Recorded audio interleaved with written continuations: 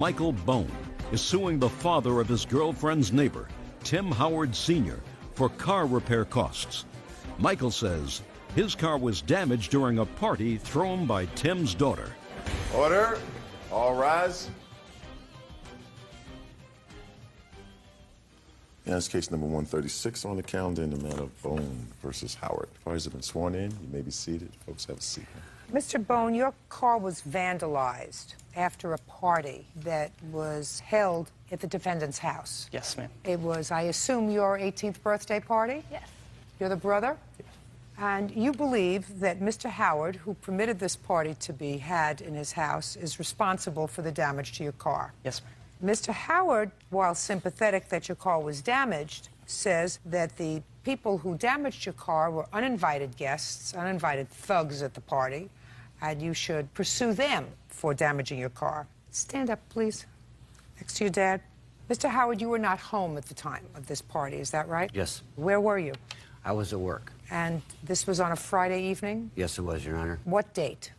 December 15th, 06. And when is your birthday?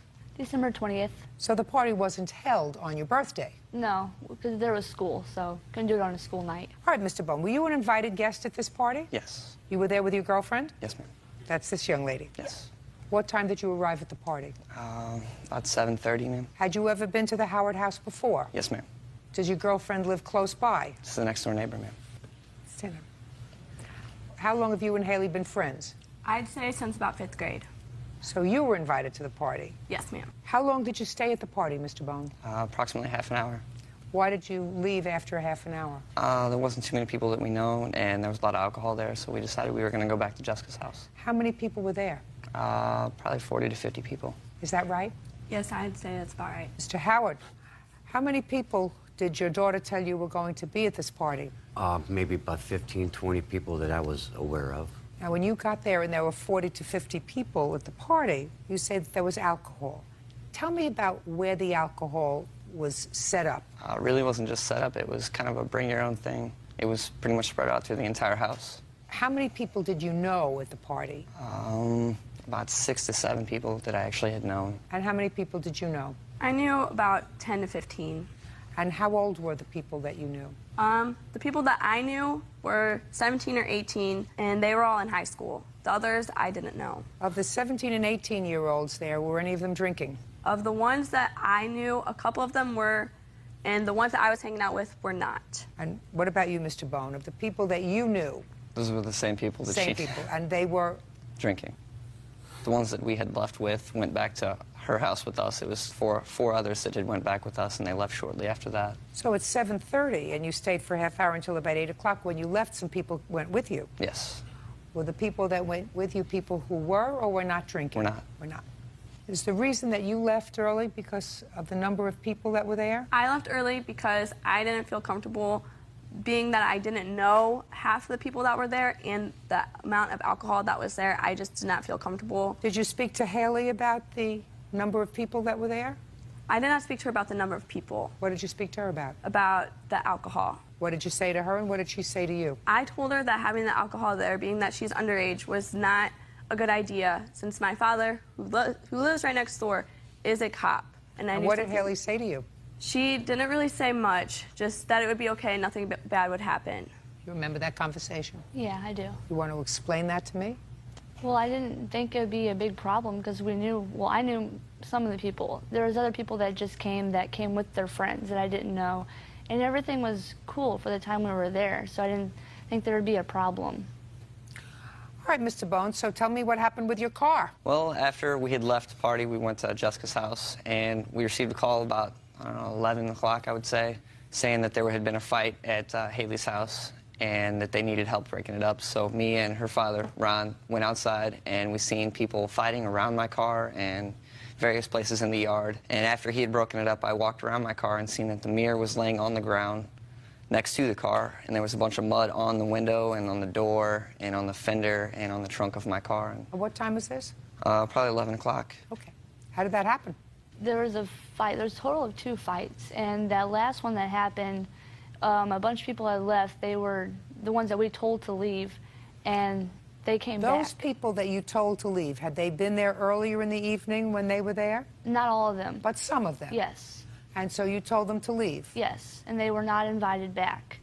And there was just a few people that were left, like around 10, and then they were all there, and all these guys came back, and they had brought more people with them.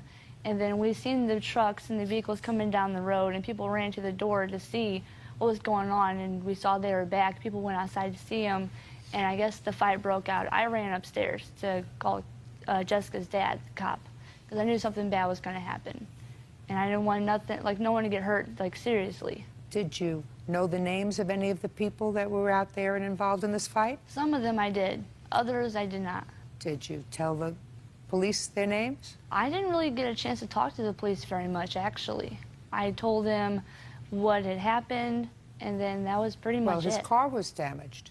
Right. I wasn't even downstairs, like, because it happened in the basement, and I was upstairs. I stayed in my room because I'm not dumb enough to go back downstairs. There was a bunch of guys fighting. Anything else you want to tell me? No. Anything you want to tell me? Yes. The night of the party, I was chaperoning it. When I showed up, a few people had already brought alcohol. What time did you show up? Around 8 p.m. There was already a few kids there, a few adults there. Just a second. Sorry. Your first name is? Tim. How old are you, Tim? 31. Tim, first of all, you should have been there at 7:30, not 8 o'clock. That's number one. I wasn't actually told to be there. I don't care what you were told. If your father was relying on you as the adult to chaperone the party, by the time these people got there at 7:30, there were already 40 to 50 people there. So if you arrived at 8 o'clock, you got there too late. We didn't get on the same page, but I showed up at home at 8 o'clock that evening, and it was going on. Oh, just a second. So that you were not asked to chaperone the party. I was asked to chaperone, but we didn't, somehow he didn't mention to me that it was going to be that day. Ah, perfect. Mr. Howard, this is not looking good for you, sir. I want you to understand that. Are you getting the fact that this is not looking good for you? Yes, Your Honor, I do. I'm going to hear the rest of the scenario from your son, but this is not looking good for your team. Right. Go ahead. Okay, so I show up around 8 o'clock in the evening. There's about 15 people there. 3 of them already had alcohol with them. They were already drinking. So I checked their IDs. I made them go downstairs with the people that were over 21 to play pool. Everyone else that was under stayed upstairs. I stayed down there with them for a while. Every once in a while I walked upstairs, checked on some people. I let Haley watch everybody else upstairs. I didn't notice anybody drinking up there. When I went back downstairs, I was watching people playing pool. Shortly after that, within a half hour or so, about 50 or 60 people just barreled in the door. I knew I couldn't handle all these people. Let me explain something to you. Yes. These people came to a party at 7:30. This young lady has been a friend of your sister since the 5th grade. These people tell me that the reason that they left at 8 o'clock was because there were 40 to 50 people there at the party. That wasn't until So about 10 I'm o'clock. speaking. Many of whom they didn't know, and there was underage drinking there. Now, they were coming to a party that day. She was coming there because she was a friend of your sister's. So who do you think I'm going to believe? The people that left at 8 o'clock because they felt so uncomfortable there that they left a party and they took 4 people with them? Or you think I'm going to believe you, who was downstairs watching some people play pool? Do you get it? You get Yes, I where I'm do. going? Yes, Sit I do. down. Now, Mr. Howard, Yes, ma'am. you have 30 seconds to tell me why this isn't your responsibility. I feel I'm just as much of a victim as Mr. Bone here because of the fact that I've got property damage, which I have some pictures to show I you. couldn't care less about your property damage. You brought that on yourself. Okay. I don't know who these people were. They were uninvited, and they just showed up with bats, and How old are you? I'm 54. They didn't show up with bats, sir. They were at the party, many of them. During the course of the evening, they were thrown out of the party, and they went and they got more people to come back with them. But some of the same people, according to your daughter, because she first said she knew who some of them were, and then she said, well, I don't know, I was in my room, I didn't want to go. She knew the names of some of them who came back. They just came back with more people. Now, you were working Friday night? Yes. Do you work Saturday night? Yes. Do you work Sunday night? No.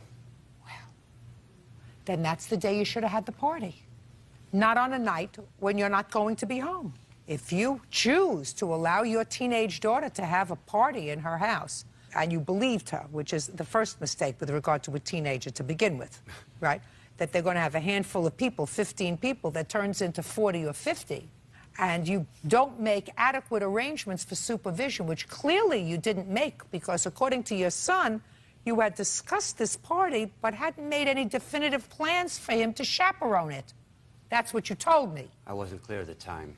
You open your house to teenagers, and you're not there, you're going to be responsible for anything bad that goes on in that house. Fortunately, it was just his car that got damaged. But if somebody had been sexually molested in your house, some 17-year-old, you wouldn't have a house anymore, sir.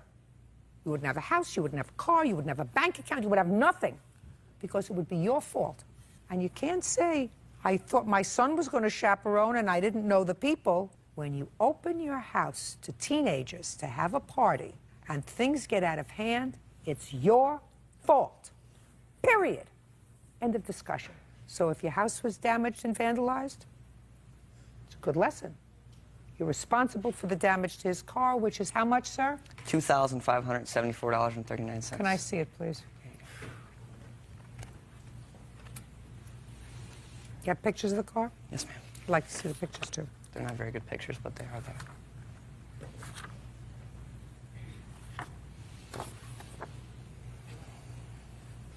What, were they there with bats? Judgment for the plaintiff in the amount of $2,574.39. Thank you very much. That's all. Parties are excused. You may step out. I think it was a fair decision. However, I'm a little upset that it didn't go my way due to the fact that I feel like I'm a victim as well. There's nice folks, and I have never had a problem before this, and really didn't want to go this way with it this time, but that's the way it went. He got out of here. My dad was actually called by Haley because he's a cop. I took a scar to the hand. A few friends of mine took a bat to the face to try to stop this fight. I heard a lot of yelling. That's what I heard. I've got another child that's 13, and he ain't having no parties at the house either. She ruined it for all of them. It sounded like a normal party going on, just, you know, people having fun, no big deals. And now the next case. All parties in the matter of King versus Hilligas. Step forward, please. James King is suing his ex-girlfriend, Connie Hilligas, for unauthorized charges she made on his Sears MasterCard. James says Connie took advantage of his kindness. Mr. King, you and the defendant were involved in a relationship, and according to your complaint, you gave her a credit card. The credit card was your sole responsibility. Did it have her name on it? I placed her on the account, yes. The payment of it was your responsibility? Yes. Solely. And it was, for what purpose did you give her this credit card? Connie had become ill, and she was out of work. She did not have insurance, and she needed medicine. And I told her she could use the card in emergency situations, but also made it clear that she needed to pay the bill when it came in when she was employed. How long had you been dating at the time? About a year. Were you living together? No. What kind of credit card did you get for her? It's a Sears MasterCard. And when did you give it to her? I gave it to her approximately April of 2004. April of 2004? Yes, ma'am. And she had it until when? Until October of 2006. Who was getting the bills? She was. We had put the address for billing to her apartment so that she could pay the bill when it came in, and I wouldn't have to bring the bills over to her. When did you terminate your relationship? Probably August of 2006. And between April of 04 and August of 06, you had no knowledge that there was anything happening with this credit card, if there was any delinquency with this credit card, because all the bills were being handled by Miss Hilligas. That's correct. Is that right? Partially correct, yes. Well, were you paying the bills as they came in? Yes, ma'am. The account had been more than once substantial amounts of money on it. I paid it off, Mr. King did live with me. I have many witnesses to that fact. Just a second. I didn't ask you anything else. What happened, sir, in October of 06? I got a call from Sears Credit Card Services. They said there were some charges on the card that were suspicious. They didn't understand. I spoke with the people there, and they explained to me that there have been balance transfers from other credit cards that were not in my name. Can I see that, please? Do you have any? Yes, ma'am, I sure do, right here. I'd like to see it. Did you transfer balances from other credit cards to his credit card? No, ma'am. As a matter of fact, in June, I actually transferred it onto my account, paid the account off in full, As far as they were normal charges that I use Just a every second. month. I just asked you a question. Did you transfer any other credit card No, ma'am. balances to this balance? No, ma'am.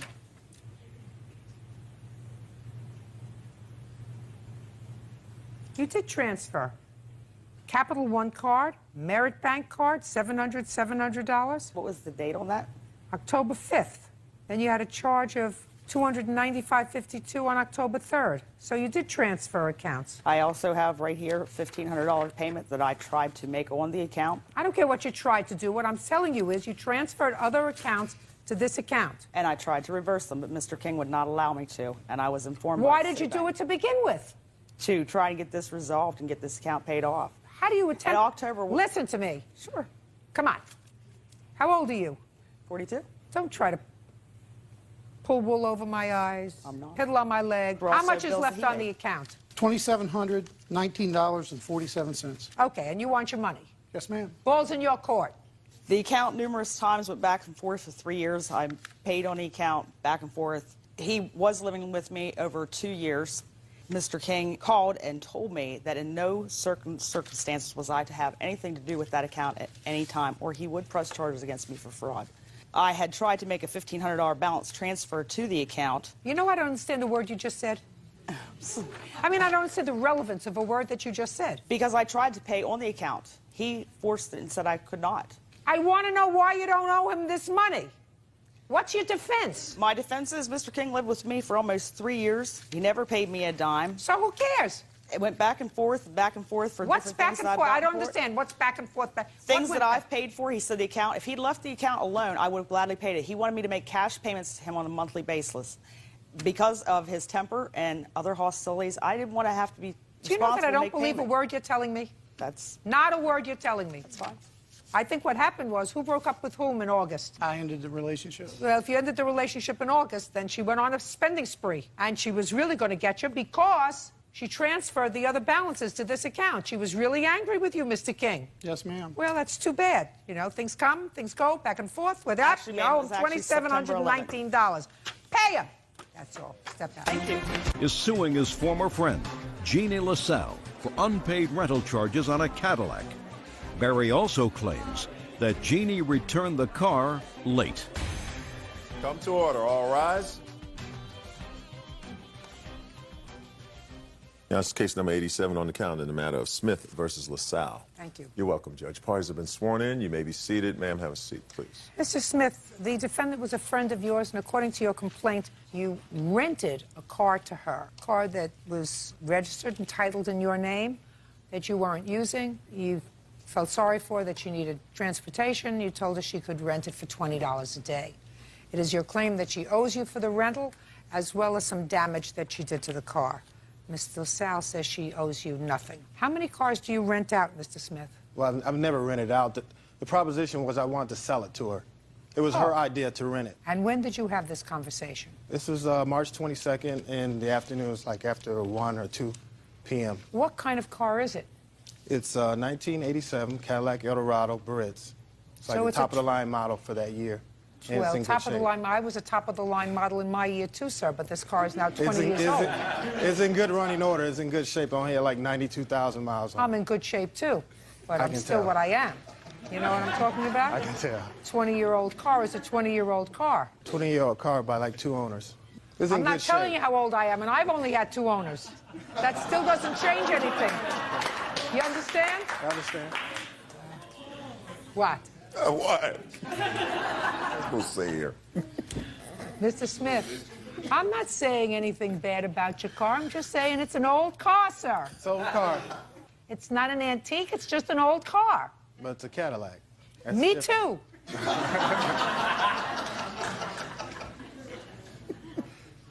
Listen, so what did you decide to do on March 22nd between 1 and 2 in the afternoon Well, with your I vintage car? I gave defendant my phone number. She said she called me back, talk it over with her friend. She called me back in about a half hour and said, yeah, let's do a deal. Let's do a deal. Yeah. What do you mean, let's do a Well, deal? she proposed to rent it. I proposed to sell it. She said she couldn't afford to buy it, so I said... How much did you want it for? $20. I wanted $700. You wanted $700 for the car. That's all I wanted. She agreed, and I agreed we'll rent it for $20 a day.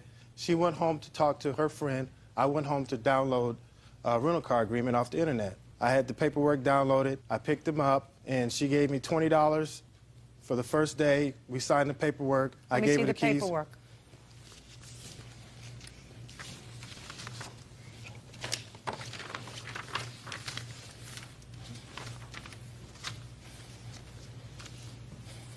So you just wanted the car for a week, madam? No, ma'am. Did you sign this agreement? Yeah, when I met Barry on the 22nd, he told me he had cars for rental, 3 cars. I told him I had to talk to my girlfriend and that I would call him back. I did that. We went to go look at the cars. I rented 1 car. It says here that you're renting this car, and it says what car it is, from March 22nd to March 29th.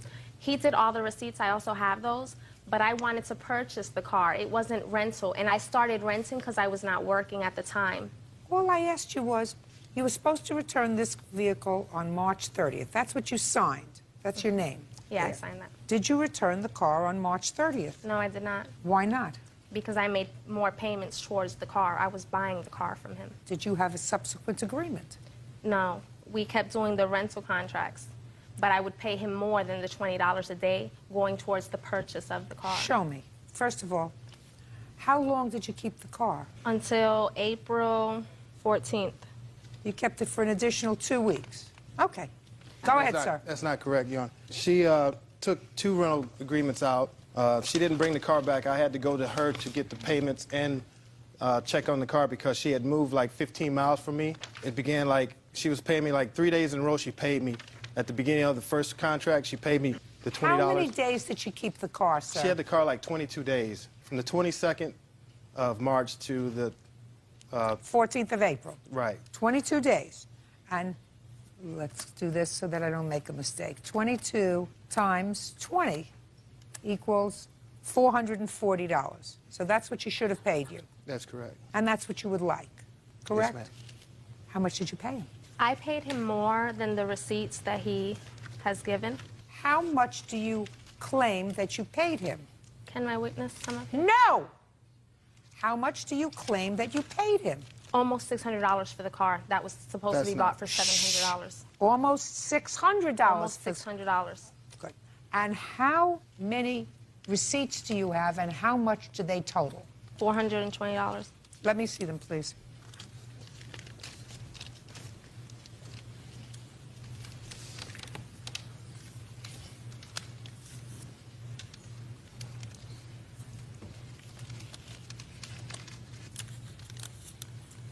I have $400. If you look, there might be one with the same date and the same amount on it. I think I accidentally wrote 2 receipts for 1 payment. Oh, yeah. I think it's This the is a one for different one. $80. This One is a is the different white, one. yeah. Right, I'm deducting $80 because it covers the same period Right. from 4-3. I accidentally gave her the wrong Absolutely copy right. and everything. Absolutely right. Minus 80, because she gave me a duplicate, equals 320, and she was supposed to give you 440. Ms. LaSalle, that's what you got. You gave him $320. Can I speak, Your Honor? Sure. He just wrote out receipts. When he came to pick up the vehicle, he went home and just wrote out receipts. The only one receipt that me and Barry had actually made was the yellow receipt. So he just made up receipts for whatever he wanted to make out the receipts. I had the car almost paid for. Just a second. Almost is not good enough. The only proof, and it's proof that you gave me of what you paid for, are these.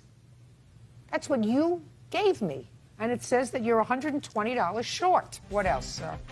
Friday the 13th, she said, come pick up the car. The car's all empty. It's at her house. She was supposed to bring the car back. So I get a friend of mine. We go up to Jeannie's house, get the car, and I said, when are you going to have my money? She said, next Friday. We took off, went home. I called her the following Friday. She's not going to pay me my money. I'm not going to get any money. So I gave her another week, the 27th, which is the day I filed the lawsuit. Jeannie, am I going to get my money? You ain't getting nothing. Do what you got to do. And that's when I went to the courthouse. The night while I was driving it back, like I said, it's 15 miles from her house to my house, the front end was shaky. It's a front-wheel drive car, and it's dark. It's like 9:30, 10 o'clock at night. I couldn't see anything, so the next morning, I went out and inspected the car. The right front tire is very low. I take it to a mechanic, have him look at it and get new tires, and they gave me an estimate of what the damages was because the front end suspension was damaged.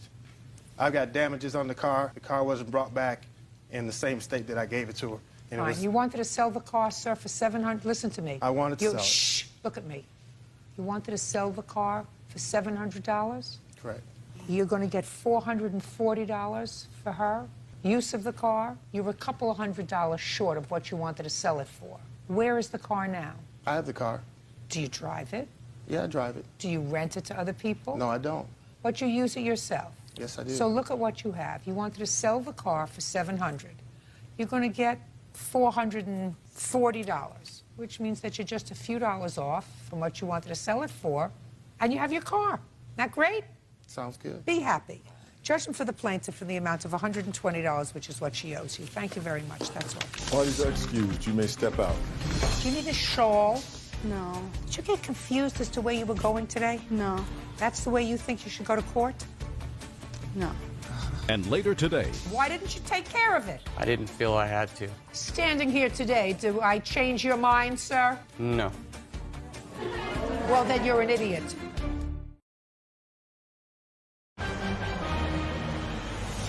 real cases, real people. Judge Judy. And now the next case. All parties in the matter of Schmidt versus Commissara. Step forward, please. 19-year-old Alicia Schmidt is suing her former friend, 19-year-old Stephanie Commissara, for unpaid babysitting fees. Stephanie says it's Alicia's own fault that she didn't get paid. Do you need a shawl? No.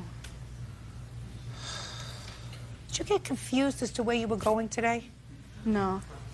That's the way you think you should go to court? No. She actually allowed you to babysit for her children? Her child, yes. Anyway, you claim she owes you for some babysitting. She says that the state was supposed to pay you, but you didn't fill out the appropriate paperwork. That's your defense, right? Yeah, she filled it out, but She filled it out wrong? I could believe it never that. went through. So your agreement was she was going to babysit for your child and she was going to get paid by the state because you were doing some work there? I was working at Sunoco, and What is that? It's a convenience What- store. What were you doing at the store? Cashier. How much were you earning? $7.25. An hour? Yeah. And how much were you bringing home every week? Between $200 and $250. And who else were you living with? Just me and my son. Were you paying rent? Yes. How much? $219. In an apartment? Yes. Where do you come from? Buffalo, New York. Isn't it cold in Buffalo? It's getting warmer. Now, how long did you watch the baby? Huh? Sorry. How long did you watch the baby? For a month and a half. Is that what you do for a living, babysit? No. I Well, what did do you it because me and her have been friends since we were like 12, 13 years old, and to help her out. Well, the state didn't pay you. So did you tell her that you thought she should pay you? Yeah, I did.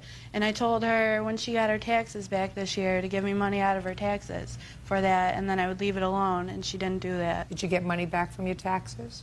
Yes. How much did you get? $750 around. Did you think you should give your friend some money?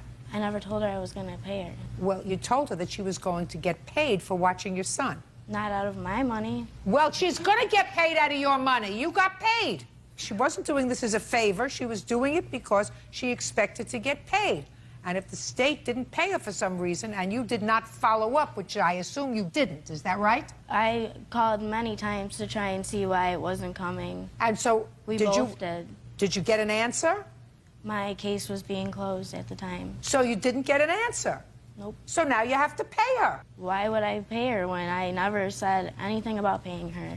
I just tried to explain it to you, and I want you to try to put on your listening ears. She was babysitting for your child for money. The state was supposed to pay her. She filled out the forms, according to what you told me. You said you called many times. You didn't get an answer as to why they weren't paying her. And then you stopped calling because you were closing your welfare case. That doesn't mean she doesn't get paid because she did the work for you. So you have to pay her. Do you understand? Yeah. I mean... And you got back $750 in your taxes. So You're going to get paid, but you're not going to get paid $2,000 because that's ridiculous. You didn't earn $2,000 probably a whole year. But you have to get paid something for the work that you did. Judgment for the plaintiff in the amount of $350. That's all. Thank you. Parties are excused. You may step out. And now the next case. All parties in the matter of Fisher versus Wolf. Step forward, please. 25-year-old Rayanne Fisher is suing her ex-boyfriend, Brandon Wolf, for writing a bad check on a shared bank account.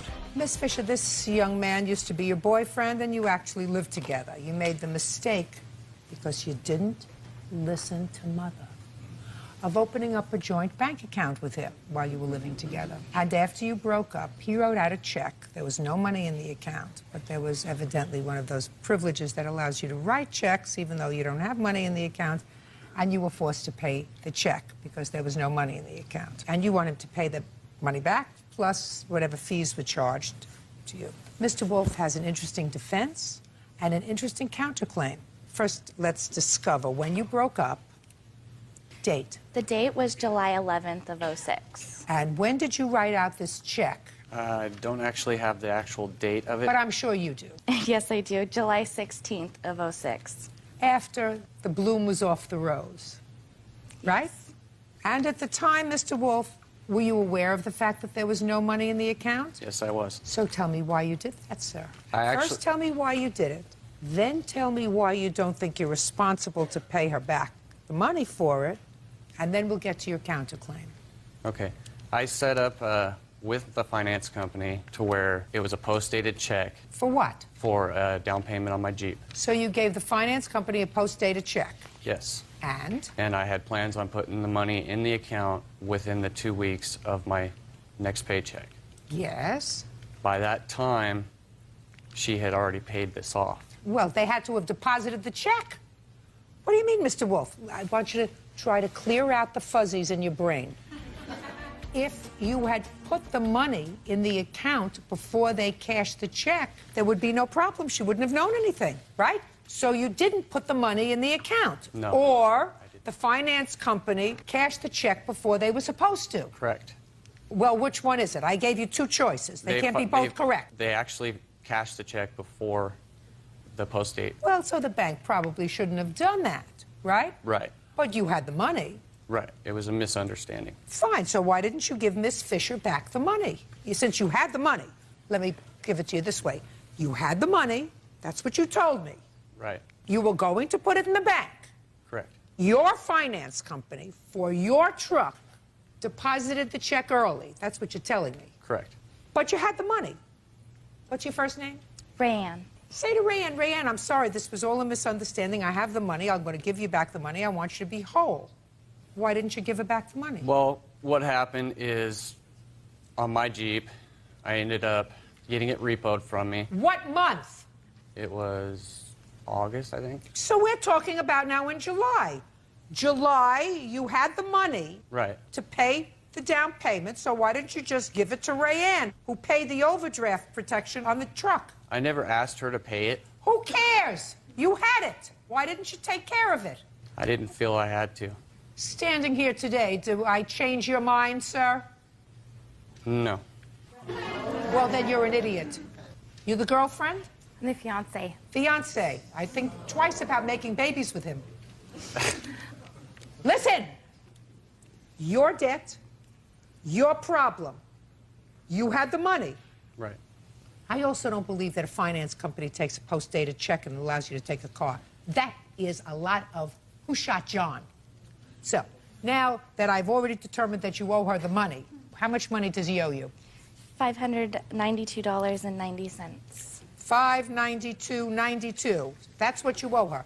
Now I am prepared, sir, to listen to your counterclaim. What happened is I was in the hospital for a week, and one of my payments fell through on my Jeep. Another payment fell through. Yes. Like an accident looking to happen. They sent a tow truck to her house. To whose house? Rand's house. Why would they think it's at her house?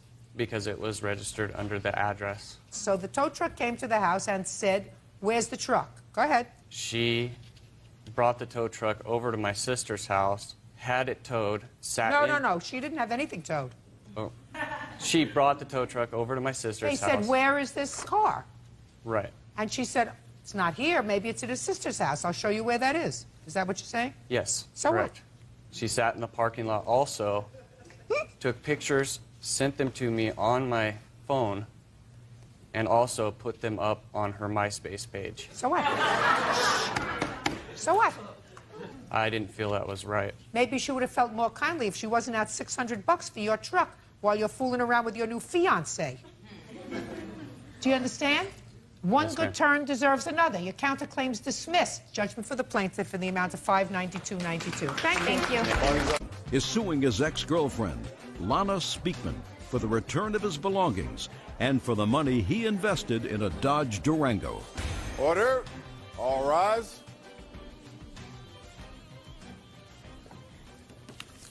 Your Honor, this is case number 78 on the calendar in the matter of Windhausen versus Speakman. Thank you. You're welcome, Judge. Parties have been sworn in, Your Honor. You may be seated. Ma'am, have a seat, please. Mr. Windhausen, you and the defendant lived together for a period of time, and it is your claim that at the time she broke up with you and told you to leave, she kept your property. She kept the truck that you had been making payments on and some other personal property that you had purchased for the house. Correct. Ms. Speakman says everything is hers. Yes. When did you move in together? About 6 of 04. June of 04. Right. How old are you? I'm 24. How old are you? 34. You have children? No. What kind of work do you do, Mr. Windhausen? I'm a welder. How long have you been welding? About a year and a half now. Make good living? Decent. It's fair. Tell me what you make. I'm about $14.50 an hour. An hour, yes. How much did you make last year? How much did I make last year? About $12,338.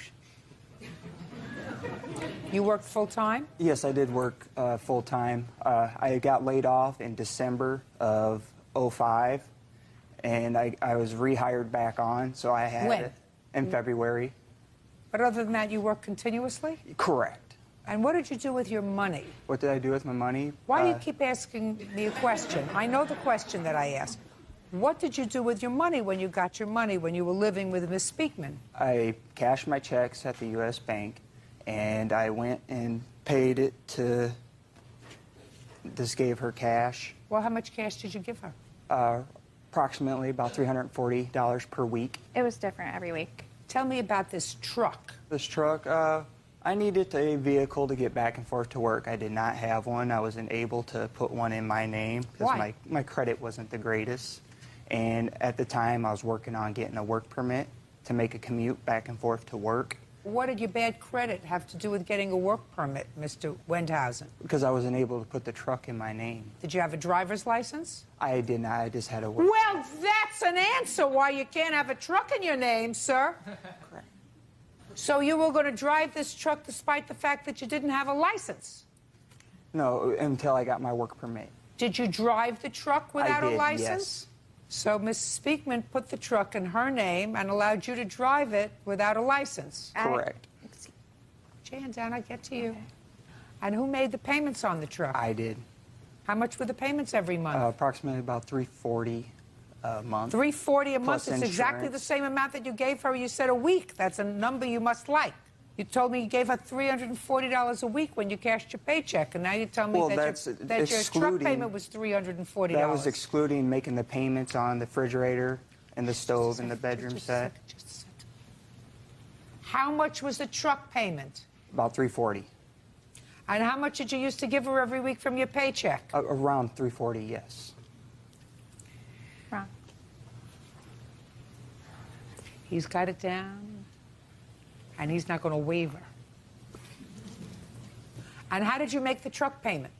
I gave it to her in cash. Now, because we're just dealing with the truck so far, when did you kick him out? July 7th of 06. Why? Because I found out he was doing drugs. He actually, July 1st is actually when we broke up. He couldn't get a ride until July 7th. He stole $400 out of my purse, said he was going to the store to get ice, and didn't come back for like 12 hours because he was doing drugs. What kind of drugs does he do? Cocaine. Have you ever seen him do cocaine? No, I haven't. He told me. What did he say? A couple months prior, he took a lot of money. We had a joint checking account for a little while because I went to get money out and all the money was gone. Well, then I questioned him about it, and he finally told me that he was doing cocaine, that he had a drug problem, and then he didn't want to tell me what the drug was, and then he finally told me it was cocaine. How much money did you take out of the joint account? About $1,500. Do you remember when? It was March and April. He did it on 2 different occasions where he took hundreds of dollars out a couple times. I mean, hundreds, like $600 a night. It's not true. No? No. Don't do drugs. No, I don't. You willing to take a drug test? I am willing, yes. Willing to take a hair follicle test? That's fine. Right after court? It's fine. You understand that if you go for one of these tests, they will, and if it's positive, they won't let you be a welder. You understand that? Correct. You prepared to sign a release that the drug test results can be sent to your employer? Is not an answer. I have smoked weed, yes. Weed So- we're not talking about, sir. We're talking cocaine. All right. Got me? Yeah, I got you. Perfect. If you have a problem and you're 24 years old, you better get rid of your problem. Do enough cocaine, so you're going to have a brain like mush. You know, when you start up here, you can have a brain like mush. When you start over here, it's over very, very soon. How could you take money out of a bank account? It's my money, too. Well, if you're putting in $300 a week to run a household, you have rent, you have food, you have gas, you have electric, you have all the other stuff, and was he giving you an extra $340 for the truck payment? No, he wasn't. He gave me, his checks were different every week. So he gave, sometimes it was only $100. Sometimes he didn't give me any money at all. Yeah, because if he's making $15 an hour, earning $12,000 a year just doesn't. Well, that was doesn't make it. The truck payment was $320, and it did come directly out of my bank account ever since I bought Well, the it truck. may have come directly out of your bank account. That doesn't mean, quite frankly, Ms. Speakman, that he wasn't giving you money. My question is, was he giving you money earmarked for this car payment, or was he giving you a certain amount of money every week? It was different amounts every week because, like I said, sometimes his checks were always different. Sometimes he would give me nothing. Sometimes he would give me $100. There was a couple times he probably gave me $300. And what about the monthly truck payment? What? Did he give you money for the Directly monthly for truck that? payment? No. In cash is my question. No. Okay. Go ahead, sir. Yeah, I was just kind of curious, how could she make the payment for a car payment, a truck payment, a house payment, and all the other utilities if I was not paying any money to that household? She didn't say you weren't paying any money. But how could she afford I make those a lot vehicles? more money than he does. What kind of work do you do, Ms. Speakman? I work at a factory. And how much do you earn an hour? $22 an hour. And how much did you earn last year? $50,000. And you were earning $15 an hour, which is, you know, only a third less, and you only made $12,338, sir. That figure that you told me specifically, $12,338, which is what you said you earned last year, only 2 months you were out of work. Ms. Speakman. Yes. What did you do with the truck? I still have the truck. I'm still making payments on the truck. What are you going to do with the truck? I'm probably going to keep it. Now, if Mr. Wendhausen is prepared to get a loan for $5,000 in his name, are you prepared to give him the truck? No. Sure. Sure you are. Listen to me, Mr. Wendhausen. You come back to me with a fully committed loan in your name for $5,000, and I will direct Ms. Speakman to turn over the truck to you. Do you understand? I do. But she certainly doesn't want to give you a truck that's in her name, and she's certainly not going to give you the value of it or what you claim to put in, because you can't prove what you put in to the truck unless you have canceled checks. No, I paid everything cash. Cash. Yes. Right. So go get yourself a loan, and then Miss Speakman is going to turn over the truck to you. You think that's going to happen, Miss Speakman? I don't think he'll be able to get a loan. Correct. Correct. But if he can... But what about I've paid it, like for the whole year that he hasn't been there? It was sort of a fluid situation. Right. But I certainly don't think that you ought to get stuck with this truck and turn it over to him. And I certainly don't believe that he, each and every month, paid you his portion of the expenses as well as the $340 for the truck, because he didn't make that much money. Right. Now, what other property do you claim, sir, is yours that she kept when you I moved have a out? GE. a range stove that I When purchased. did you purchase that, sir? I purchased it in about 11:05. And you moved out in... 7/06. And did you eat while you were there? I did, yes. And did you use the stove? I only had it for about a month or two before I moved out. Show me proof that you purchased it, sir. It's right here. He just said we got the stove in November, and he moved out in July. So I got it. Okay. Okay. Thank you. I see it's purchased by you, Mark Wendhausen. Right. Show me how you paid for it. I paid cash. I have a check. Can I see it, please? These are the 2 payments I made. These are the 4 payments that were made total. Okay.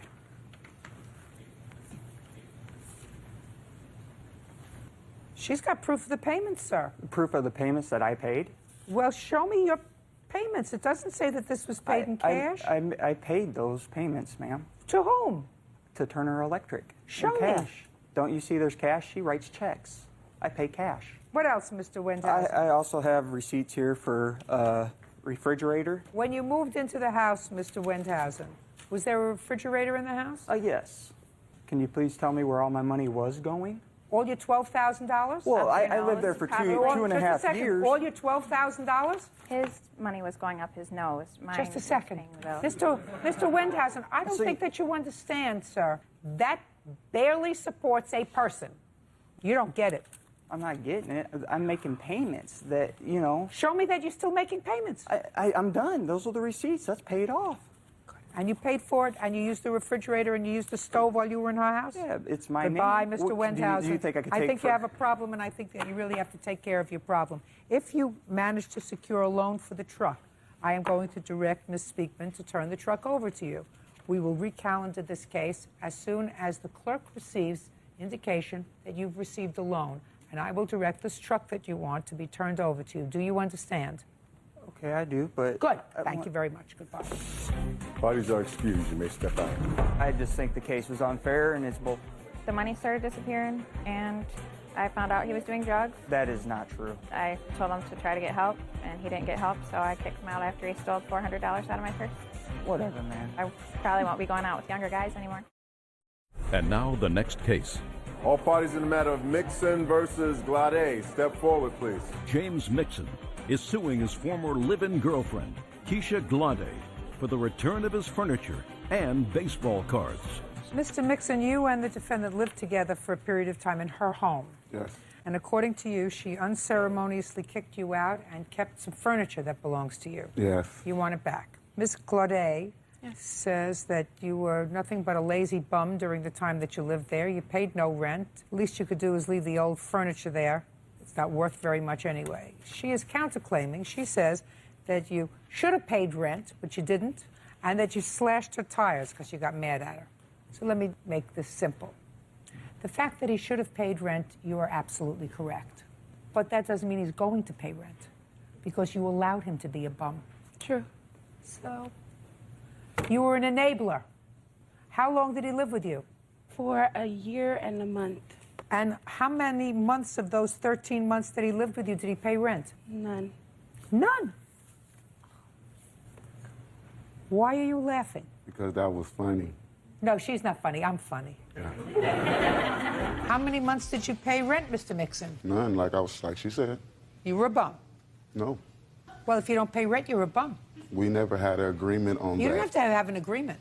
I was supposed to take care of the other bills in the house. She was supposed to do the rent. What other bills did you take care of? PG&E, water, and cable. How much was that a month? About $600. And you would pay all those bills, and you have proof that you paid those Yes, bills? and I'd like to see. Here's some of the bills. This doesn't go with that. And proof that you paid them? I got the receipts. If I gave her the receipt, it was only because she dropped me off at work early. What's the Salvation Army? We went and bought a computer desk and a TV stand that I paid for. She said I don't do nothing, though. When did you buy this furniture? I bought it maybe a month after I moved in with her. I came in with a futon. I came in with a stereo set. I came in with that set of baseball cards right there. Oh, well, that you're going to... That set of baseball cards? That's mine. I had since I was... I don't have a problem giving it back to him. Can I see the set of baseball cards, please? Oh, one of my children would be bonkers over those baseball cards. I have to take a look at that.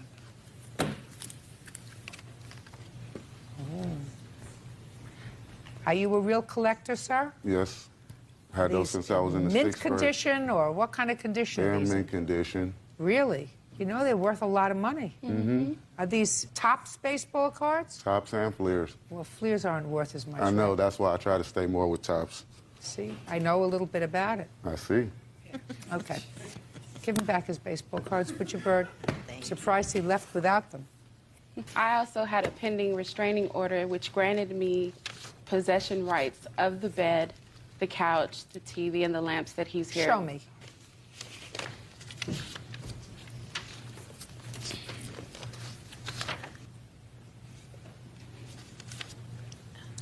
You mean property restraint that number 13 is circled? Is that what you're talking about? Yeah, I actually filed it. It asked me what possessions that I still had for me to temporarily keep possession of. Well, you can't temporarily keep possession of his property anymore. He's going to pick it up. You have a temporary restraining order. You have to send somebody to get your stuff. Okay, but Sir, within 5 days. Do you understand? Yeah, that's fine with me. I just want my rent. Just a second. Listen to me. You're not entitled to any rent. You didn't have a contract with him for rent. We had a verbal agreement. The whole initial reason why he moved in was because I needed financial help. Listen to me very carefully. Madam, if you let somebody live with you for 13 months and they're not paying rent, you don't come to complain about it now. He's getting his furniture back. He got his cards back. Now we're going to hear about your tires, and I don't want to hear any nonsense about rent. My witness here saw him slash the second tire on that day. Your name? Leandra Whitmore. On what day did you allegedly see Mr. Mixon slash a tire? I forgot. No, don't look over there. Don't look over here. Look over here. I forgot what day it was on, but it was the same day as the first tire. We were at the studio recording. I'm a recording engineer. I record her. And I heard the car skirt by the first time. I was sitting at the computer. And I had came outside. When I came outside, I saw him by her left tire. Then he ran and got in his car and drove off. Did you tell her about it? Mm-hmm. I came right in. Did you file a police report that day? No, we didn't do a police report. Why not?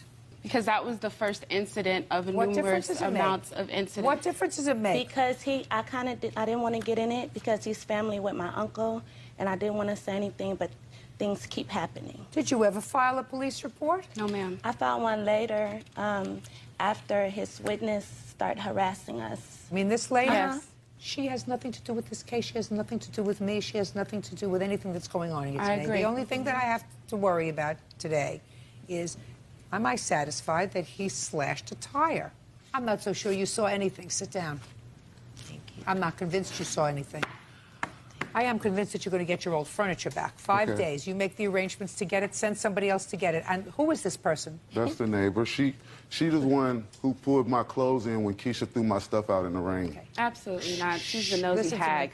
Listen to me. Whose neighbor is she? She's my Hers. neighbor. Okay, well, good luck. Bye. Corey and Tammy Shanks are suing Corey's ex-girlfriend, Melissa Blankenship, for damaging his truck when she ran into a mailbox. All rise.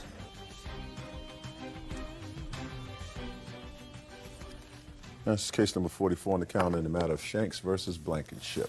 Parties have been sworn in. You may be seated, ma'am. Have a seat, please. Mr. Shanks, this lady is your former wife, is that correct? Yes, ma'am. But you are now back together and trying to reconcile. Yes, ma'am. And Miss Blankenship was your girlfriend Yes, ma'am. for a brief period of time. Yes, ma'am. And this is the complaint, although the complaint is written by your wife, really has to do with you. So we're going to find out exactly what it's all about. You claim that Miss Blankenship damaged a truck. It was a truck that belonged to you. She hit a mailbox or something with it. Is that right? Yes. And you want her to pay for the damages to that truck. Yes, ma'am. Miss Blankenship says that she did, in fact, have an accident with the truck, hit the mailbox. There was some minor damage. She told you about it. And at some point, you told her to forget about it because you had moved her in with her children or child? My child. With her child into another house that you owned. And she relocated because you were together. Then when you decided to go back to your wife, she was told that she had to vacate the property immediately. She had exactly a week and a half to A week. clear the vacant. And the suggestion is because you told her she had to get out of the house within a week, you told her to just forget about the damage to the truck. When were you divorced, Mr. Shanks? I was getting ready to go through the divorce in June 2005. When did you meet Miss Blankenship? About the same time, about June. Okay. And when did you purchase the second house?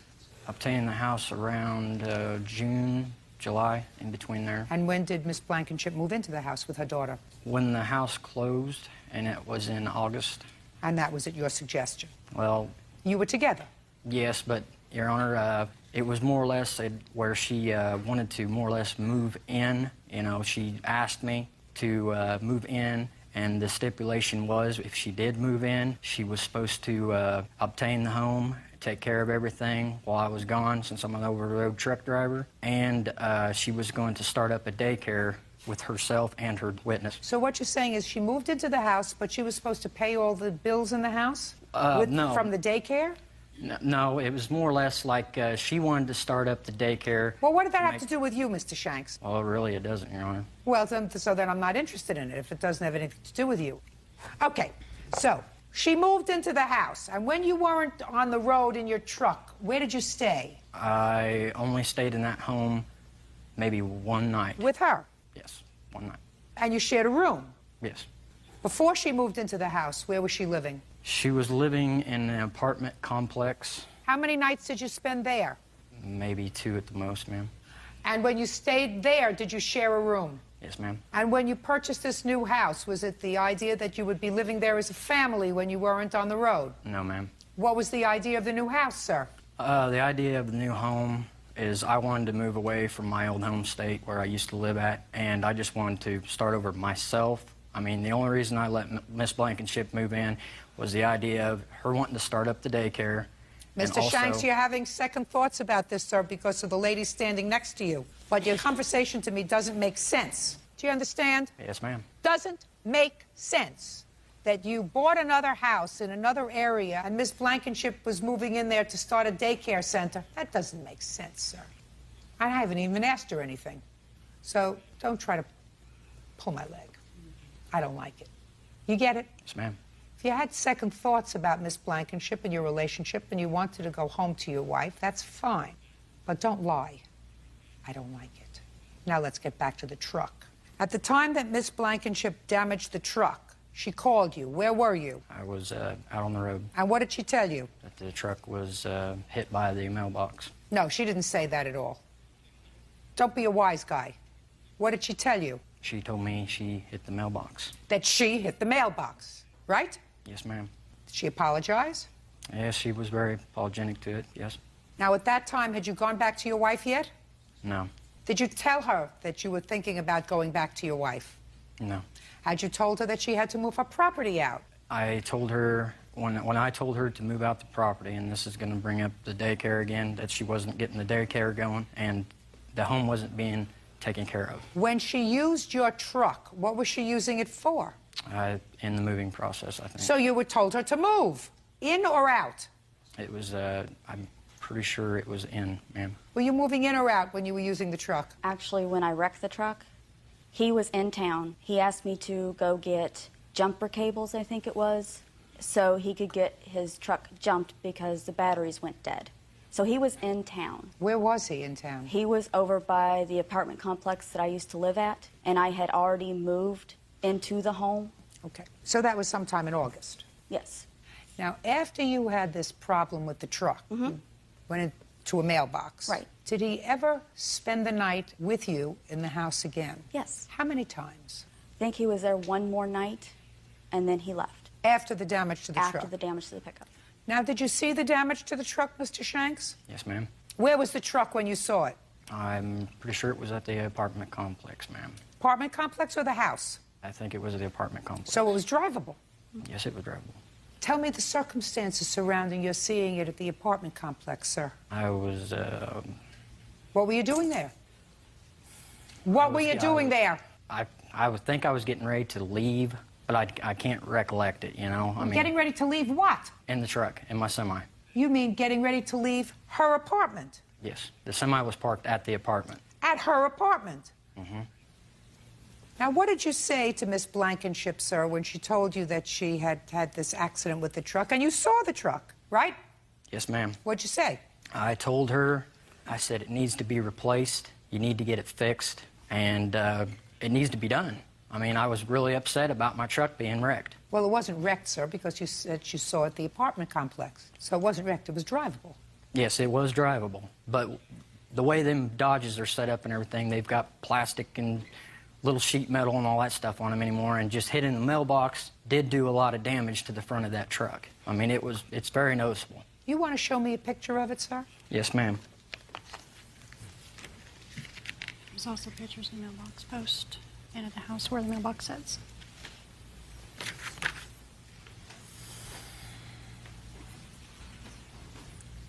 Truck isn't wrecked, sir.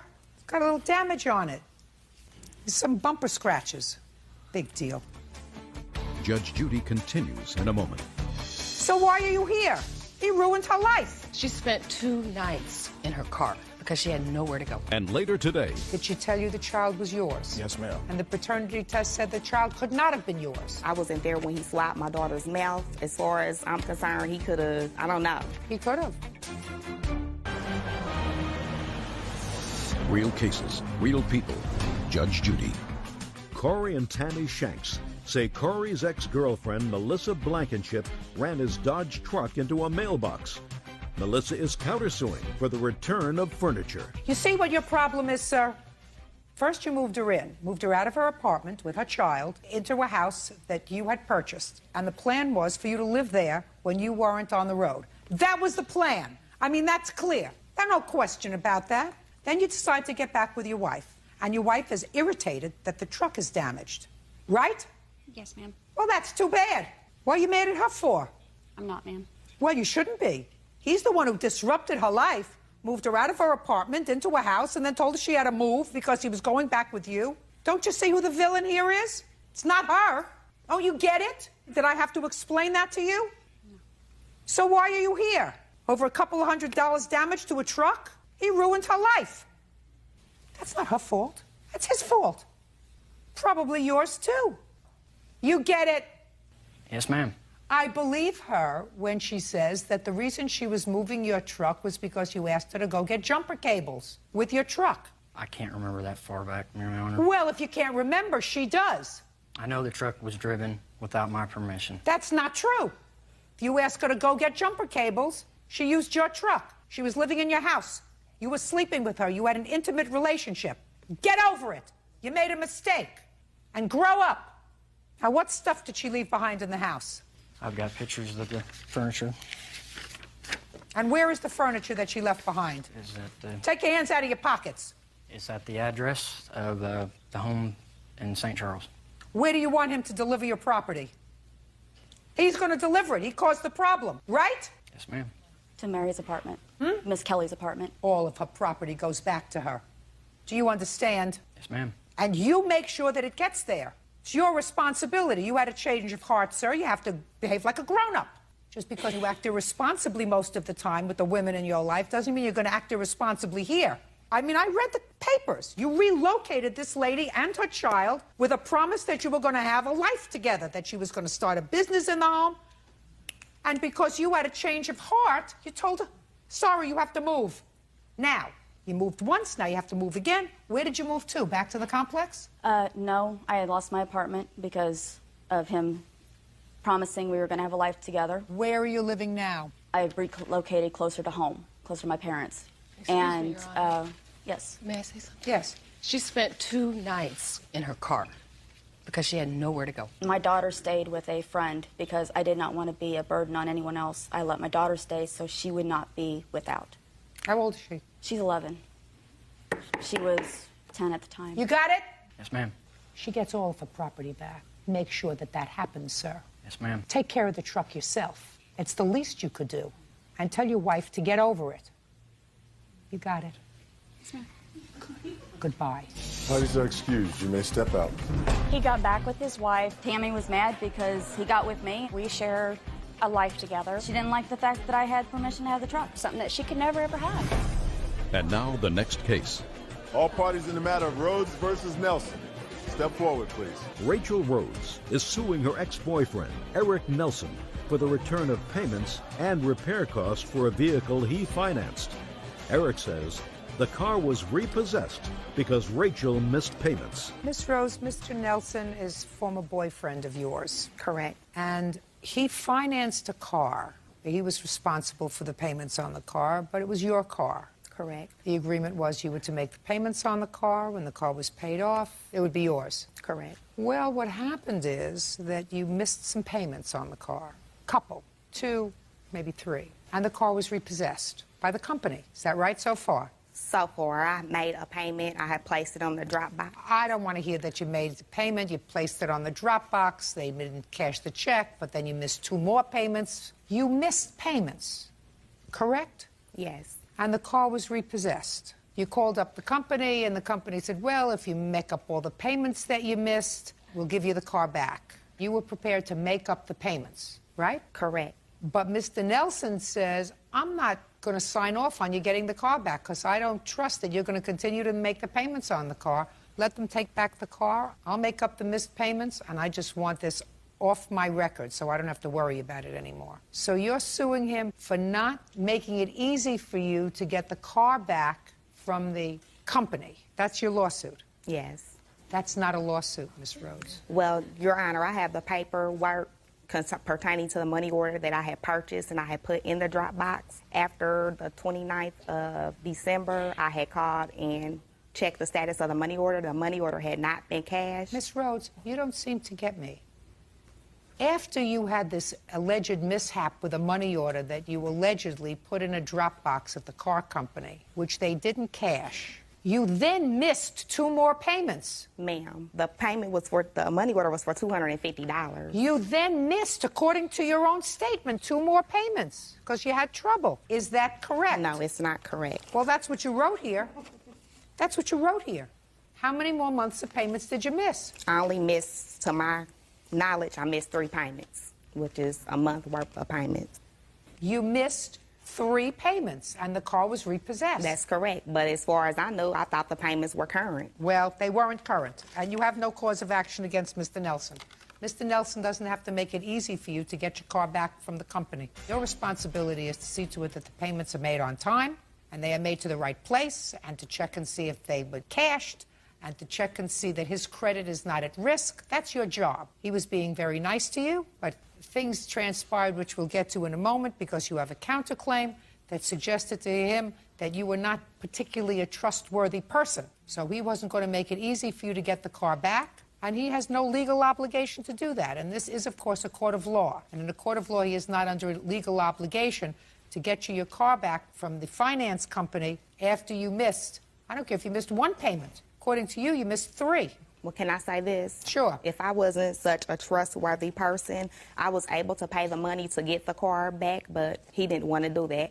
But he told me that I can give him the $500 so that I can drive another car of his that he had parked. Well, let me tell you why he thinks that you're not particularly a trustworthy person. He has a counterclaim for the missed payments that he had to make up. Yes, ma'am. But more importantly, his counterclaim asks for money for a paternity test because you had a child, which he believed to be his child. He put his name on the child's birth certificate. He paid child support. I don't know whether he saw the child regularly. He paid child support? No. Did you pay any child support, sir, to her? No, ma'am, I haven't paid to her because I have a lawyer at this time. Were you living together when the child was born? No, ma'am. Did she tell you the child was yours? Yes, ma'am. And you believed her? Yes, ma'am. And you took a paternity test? Yes, ma'am. And the paternity test said the child could not have been yours? 0% probability. That's why he doesn't trust you. Okay. Can I say this? Yes. He took a paternity test. I didn't know nothing about the paternity test. I wasn't there when he swiped my daughter's mouth. I don't know. I mean, as far as I'm concerned, he could have, I don't know. He could have. But I think you certainly have to go to court to find out. Have you been to court yet? Yes, we've been to court. And what happened when you went to court? We went to court, and by him signing the paternity affidavit, they stated that if it is his child or if it's not his child, that he needs to pay child support. So the court where you are said Mr. Nelson is out of luck because he was told that the child was his by you, and because he signed the affidavit of paternity based on what you told him, he's going to pay child support whether the child is his or not. That's what you just told me. I mean, that's what they... That's what you just told me that he was told. Yes. That wouldn't make me happy. No. That wouldn't make me believe that you are a particularly trustworthy person. Sir, this was not a court-ordered blood test, is that right? No, ma'am. You took the child yourself? Yes, ma'am. Well, you have to proceed through the courts. You hired an attorney. Yes, ma'am. I assume that's the first smart thing that you did. Yes, ma'am. Good. And do you have a court date? Yes, I do. When? My lawyer has gotten us a court date to go back to court on May the 15th, so we could rescind the paternity affidavit that was already filed against Fine. me. Well, at that point, Ms. Rhodes, the baby, as well as you, will be sent to a laboratory to take a paternity test. And at that time, with all three parties present, the court will at least be satisfied that the test is done properly. Ms. Rhodes, at this point, knows that she's on notice, that if there is a possibility that you are not the biological father of this child, that is not a good thing. So I suggest you start searching in memory to figure out if there's any possibility that he's not the father. Okay. Got it? Got it. Good. So you have no cause of action against him for the car. He doesn't have to assist you in getting the car back from the finance company. If you can convince them to give the car to you, that's super. And if you can't, you shouldn't have missed the payments which caused it to be repossessed. Now, the defendant's counterclaim is granted in the amount of $275, not for the paternity test, sir, because the paternity test was not an authorized test and it was not done by the courts. If you had been forced to pay for a paternity test through the courts, I might have entertained your application if it was done with all three parties present. Do you understand? Yes, ma'am. Good. $275 on the counterclaim. Your claim is dismissed, Miss Rose. Is suing her daughter and son-in-law, Cassie and Cliff Yelvington, for damages resulting from charges made to Child Protective Services. All rise.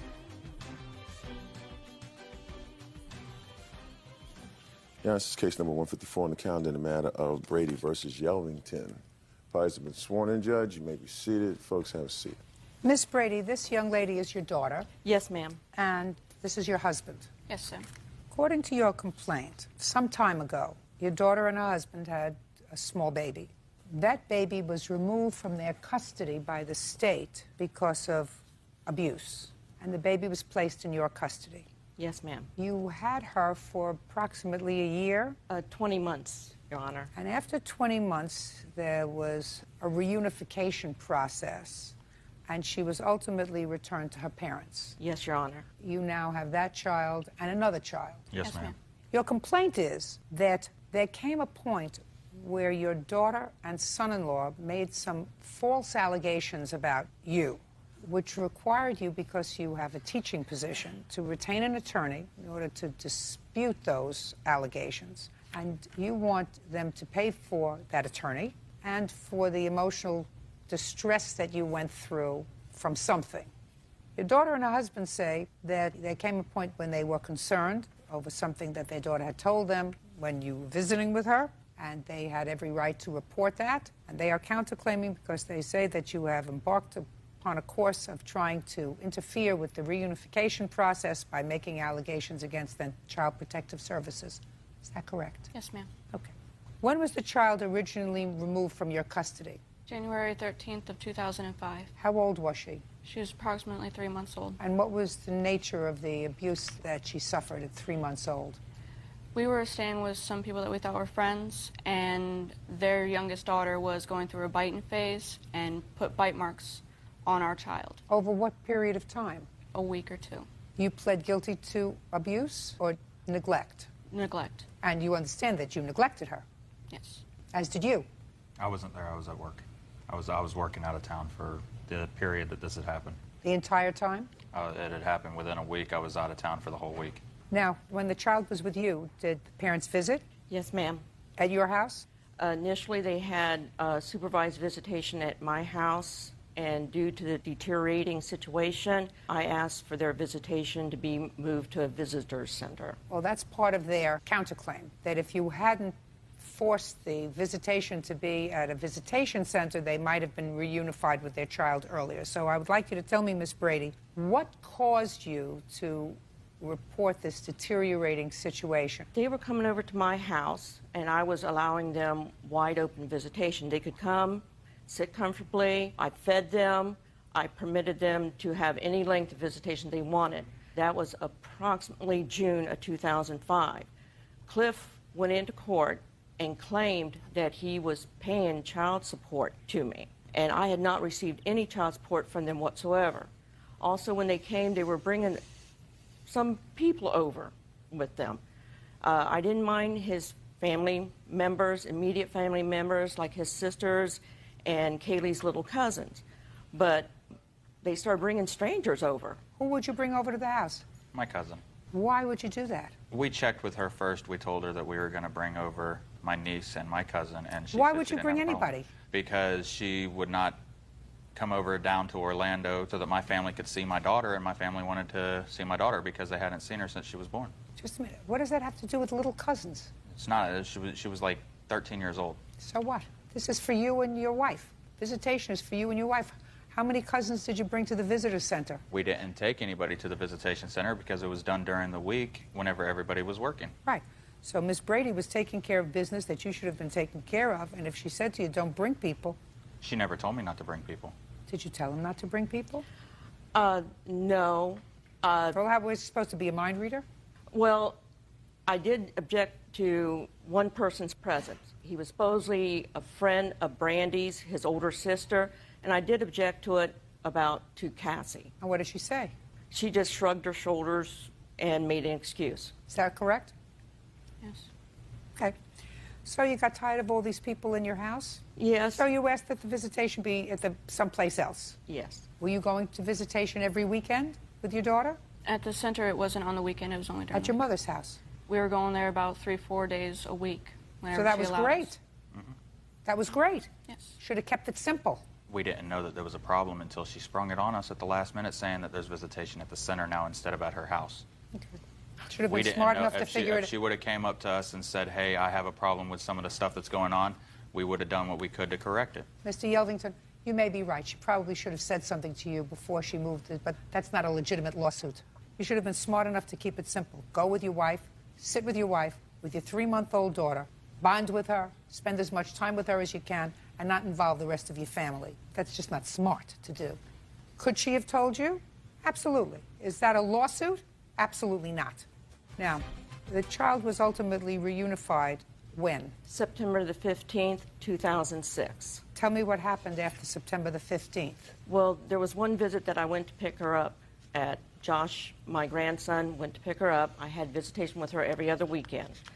And I noticed there was like a mark on the side of her face. Well, when I got her home, it looked like a full-blown handprint on the left side of her face. Josh, just stand up, please.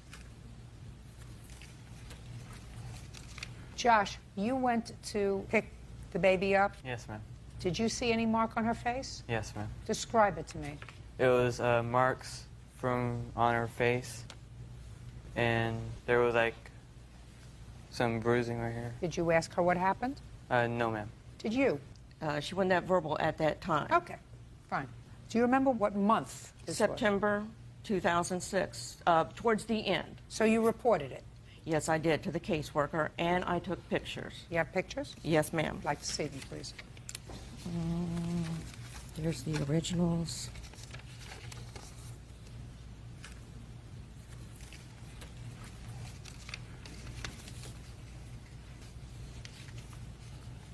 Very hard to see any mark.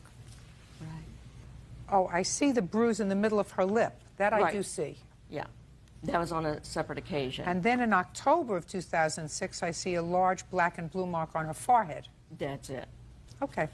You did the very wise thing and the right thing to notify the caseworker. You understand that, don't you? Yes, I'm trying to recall on what these marks were. Yeah, because we were never notified by the department that there was any marks on her. Or by my well, mother. But you do understand that being a responsible person, knowing the history of this child. Yes, ma'am. But what I'm saying is, if there was a allegation made to the department, I think the department would have, at least done an investigation on it. There was no investigation done. Should have done an investigation on it. Yes, ma'am. Whether they did or not is another story. No question about that. Okay, what happened next, Miss Brady? In January of 2007, I had picked up Kaylee from their home, and when I was giving her a shower, I noticed what appeared to be like burn marks, like in a circle on her butt. And I did call DCF. The DCF investigator did tell me, take her to the hospital, have her examined by the hospital. And did you do that? Yes, ma'am. Do you have a report from the hospital? No. Because you're not the parent. Right, and I didn't have custody of her at that time. You have a report from the hospital on this incident? We do not have it. We gave the copy to our caseworker because we were notified of the allegation. And the moment I was notified, I took my daughter down to the hospital, had her examined, and then also told them to call up the sheriff's department and told them I want to do everything by the book because this allegation is ridiculous. Did you get a report when Miss Brady took her to the hospital? Not from the hospital, but I do have the report with the department. I'd like to read it.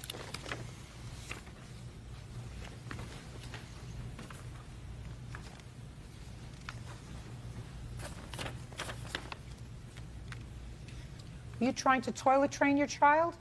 Yes, Your Honor. Does your daughter have a psychiatric history? No. After this point, I think she should. Well, it is clear to me that based upon this, somebody observed marks on the child's buttocks and thighs that were clearly visible 2 days after your mother-in-law took the child to the hospital. That right there would be the allegation that Miss Brady put against us for my No, daughter. no, my dear. Because our caseworker... Kaylee has excoriated red marks on her buttocks and thigh. That's an observation, sir. That is not Miss Brady's observation. That's an observation either by a physician at the emergency room or the caseworker. It says, describes them. They're on her thighs. They're about 2 inches long. The marks on her lower buttocks looks like they may have been from sitting on the toilet for a long period of time. Which she was not. And the doctors that we took her to and the investigators and everybody told us that they Don't tell me what anybody told you. Show me a report. This is the only report that I have.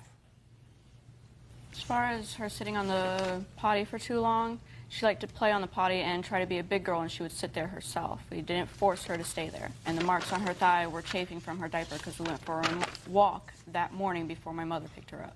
You also had an excuse for the bite mark she suffered on her body. You claimed that that was not your fault. It is your fault.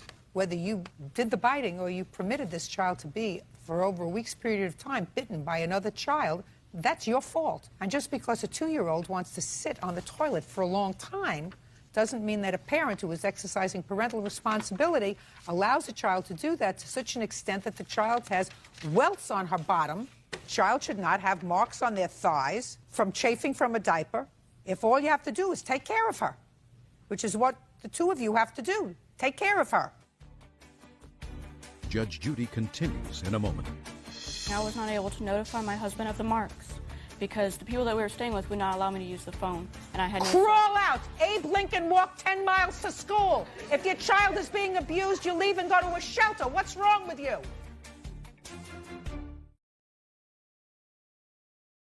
Geraldine Brady says her daughter and son-in-law falsely accused her of abusing her granddaughter. Cassie and Cliff Yelvington say it's Geraldine who's guilty of making false charges. Now, so far, Miss Brady, you did everything right. Thank you. Now, would you please tell me why you were forced to hire a lawyer? Well, throughout this 20 months, they've made numerous allegations. Uncross your arms. Against me, but then they made a very serious allegation against me July 26, 2006. And I think it was in retaliation because things didn't go very well for them in court. What do you mean things didn't go well? I guess that day, they were expecting to be reunited with their child that day in court, and it didn't come about. And I also was badgering them about the child support that they owed me. And we had left court, I had gone, and then next thing I know, I'm getting a call from the caseworker to take Kaylee to a hospital or a doctor immediately for a sexual exam because the allegation had come from Cassie or Cliff. That said what? That said they felt that the child had been sexually abused while she was in my care. Really? And this really was... What made you think that? She would shy away from men. She would not go near them. Like if I would go to pick her up, and I mean, whenever I'd walk around, she would run right up to me. And if I'd go to pick her up, she would curl up in a ball and start crying. So what I did is I told my caseworker, this is what's happening. I don't know what to think about it. I just figured I should notify you about it. And where it went from there was that they put in the abuse allegation for... Against who? Against her mother. You're crazy. Something wrong with you. And you're a nasty person, too. How am I a nasty person? You're a nasty person because you retaliated against somebody who took on a responsibility that you and your wife couldn't take care of, which is taking care of a 3-month-old child. I assume that Miss Brady, once she raised her own children, didn't plan on nor desire to raise a 3-month-old baby. The reason she had to do that was in order to prevent your 3-month-old daughter from going into a foster care situation. Because the two of you neglected her, minimally neglected her, perhaps abused her. So she took over that responsibility for 20 months. And instead of kissing her feet, which you should have done, we tried. You accused this teacher, this person who cleaned up after your mess, of abuse. That's why you're not a very nice person. Because I have a sense that you rule the roost in your house. That's my sense. My sense is also that your wife could use a little psychiatric intervention. And if you don't see to it that that happens, you now have 2 children? Yes, sir. Yes, ma'am. It's not going to be the last time that your children are the subject of intervention by the state. So if you rule the roost in your house, and if you're not the one who's abusing your children, I suggest that you get your wife some help. How much support did you ultimately give her for the time she took care of your daughter? We came up to a verbal agreement that if she claimed Kaylee on the tax return, we would You not have to didn't pay answer it. my question. We I didn't said give how her much any money because we had a verbal contract that if she claimed her on her tax return, we wouldn't have to pay child support anymore. The child support wasn't ordered until 2006. It doesn't have to be ordered. Does it have to be ordered for you to watch your child so that she doesn't get bitten? We were giving my daughter diapers, clothes, anything that she needed. Who cares if you give somebody diapers? Okay, and then she comes out Who and tells the cares courts, if you give a baby diapers? I understand that, ma'am, but then she comes out and tells the courts that she thinks that me saying I'm not going to pay for her bills, not my daughter's, hers, is unfounded because she actually came out and said she wanted this much for this much for this, and this much for this, and one of those being cable, and my 3-month-old daughter wasn't watching cable. Mr. Yelvington, so instead of doing something, you did nothing. Exclude the cable. You didn't even protect your 3-month-old daughter. Yes, we did. As soon as... No, you didn't, because your wife had to, of necessity, fed, bathed, and changed this baby over a week's period of time. And as soon as she saw the first bite mark on this child, that child should have been removed from the environment. She chose not to do that. And if you were in communication with your wife, and if there's not something wrong with her mentally, she would have told you that the 3-month-old child had been abused by somebody in that house. And if you were any sort of a parent, you would have come off the road and said, I don't care where we're going, we'll go to a shelter in order to protect her. Instead, you allowed this child to be abused over a week's period of time, according to your wife. And instead of kissing her feet, you made her life miserable. That's your mother. 25 years from now, you're not going to know who he is, but she will always be your mother. And you will always be able to count on her to clean up after you, not him. And if you need mental help, get it. Do you understand? Yes, ma'am, but there is one thing. I was not able to notify my husband of the marks because the people that we were staying with would not allow me to use the phone, and I had no Crawl out. Abe Lincoln walked 10 miles to school. If your child is being abused, you leave and go to a shelter. What's wrong with you? Where we lived, there was no shelters nearby. Go to a police station. Where did you live? In the Yukon? Quiet. You go to a shelter. You go to a police station. You go someplace. Or you don't let your daughter out of your sight. Yes, Your Honor. Don't say anything. Okay. You both working now? Yes. Perfect. Your counterclaim for nonsense is dismissed. You're asking for $1,600, which includes infliction of emotional distress, which you've had, and your attorney's fees. Yes, ma'am. Judgment for the plaintiff, that's all. Step out. Thank you. Parties are excused. You may... Sewell is suing her ex-husband, Scott Sewell, for a loan for attorney fees. Jay claims Scott has anger management problems. All rise.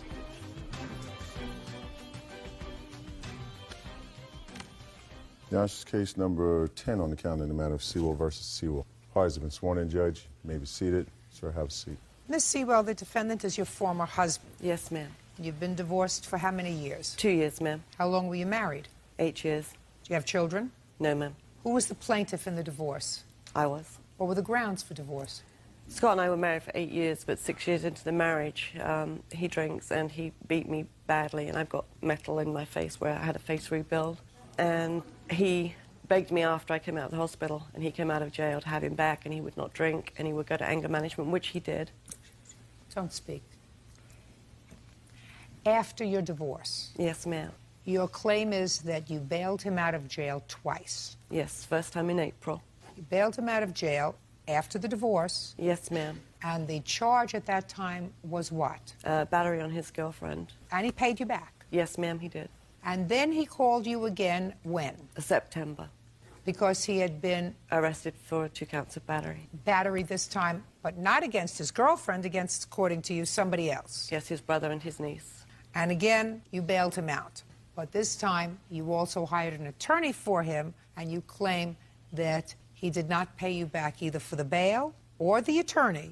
No, ma'am. And that he had promised to pay you back. Now, Mr. Sewell says, yes, he acknowledges that he said he would pay you back for the bail, which was how much? $500 and a $5,000 life insurance. $500 bail? Yes, ma'am. And you also claim the attorney's fees that he promised to pay you back for, and that was in what amount? It was $5,000. Did you pay $5,000? Yes, ma'am. Okay.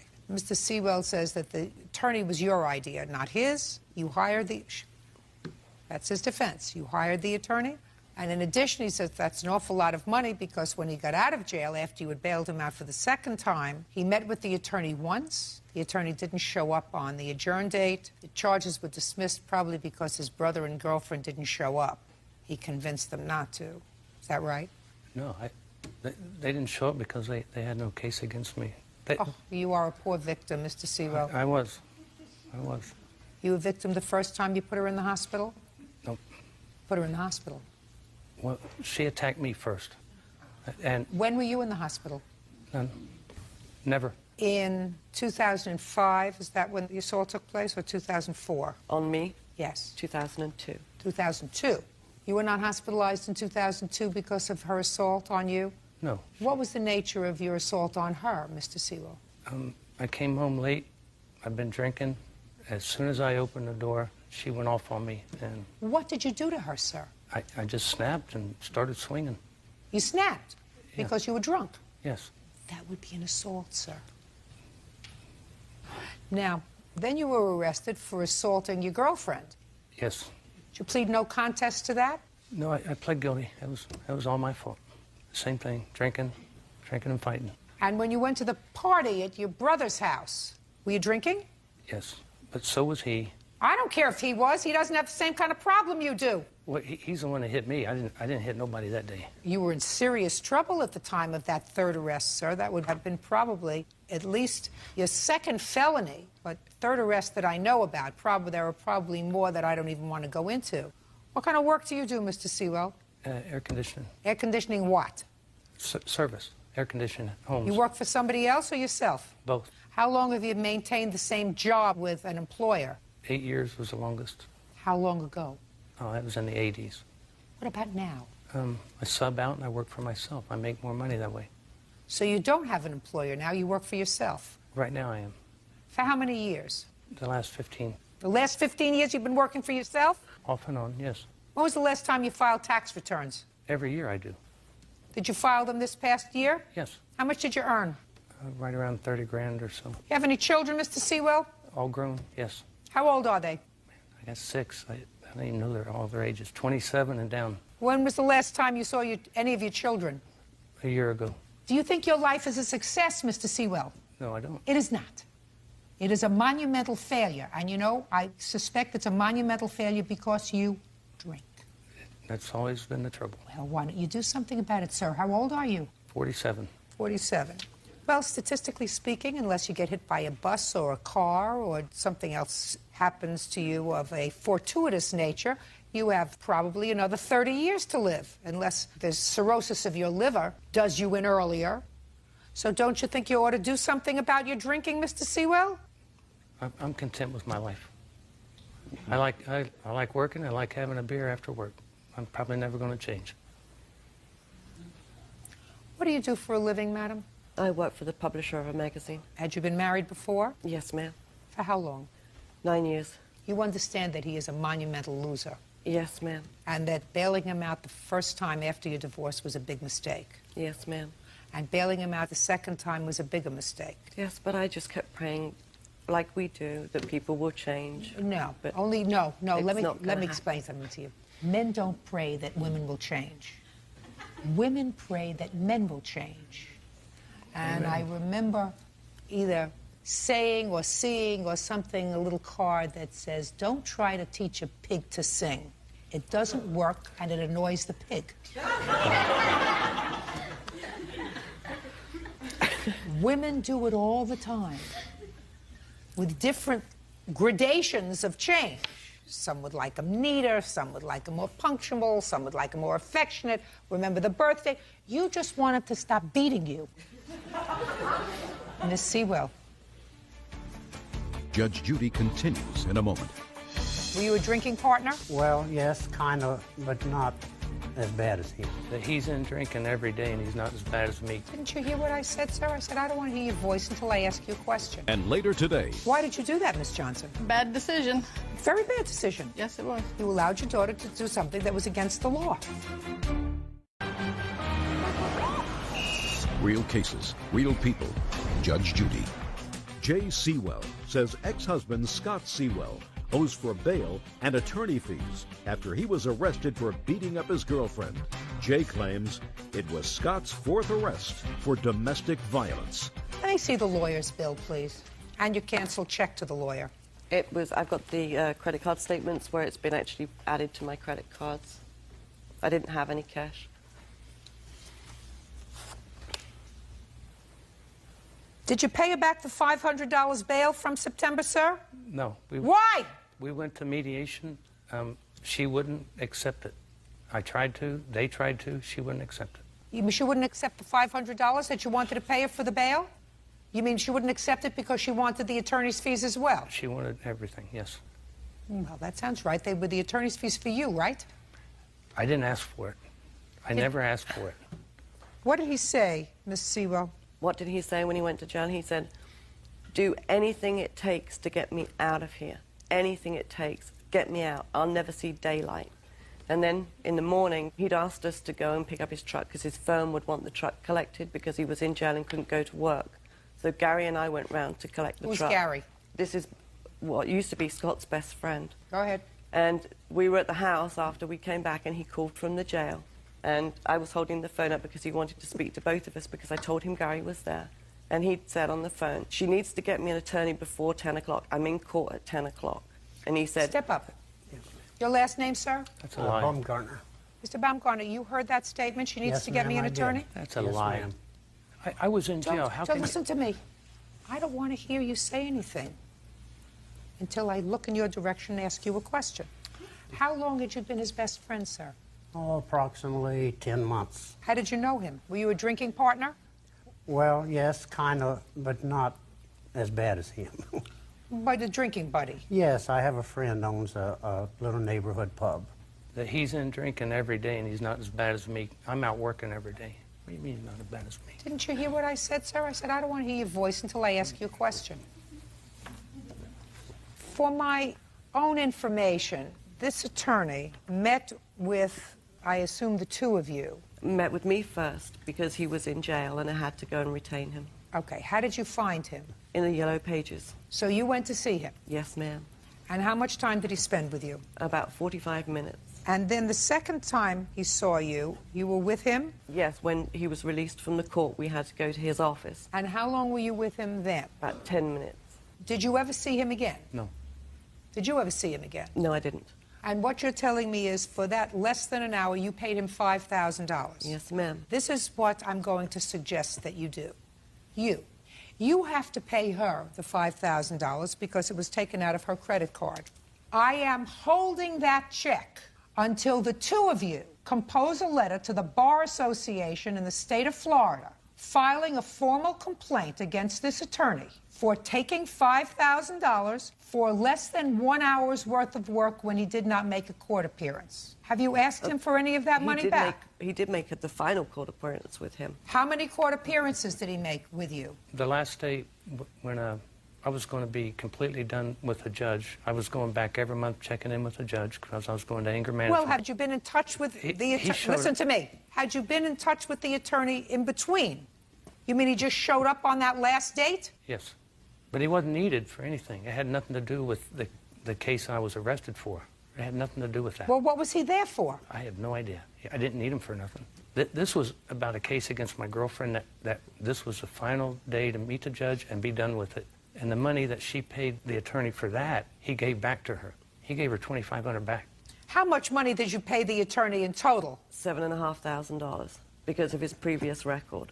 He said that he wouldn't take the case on less than that. And he took on the case that had already been pled, and then... So he took on both. All right, I feel better now. I feel better now. Now I'm getting it.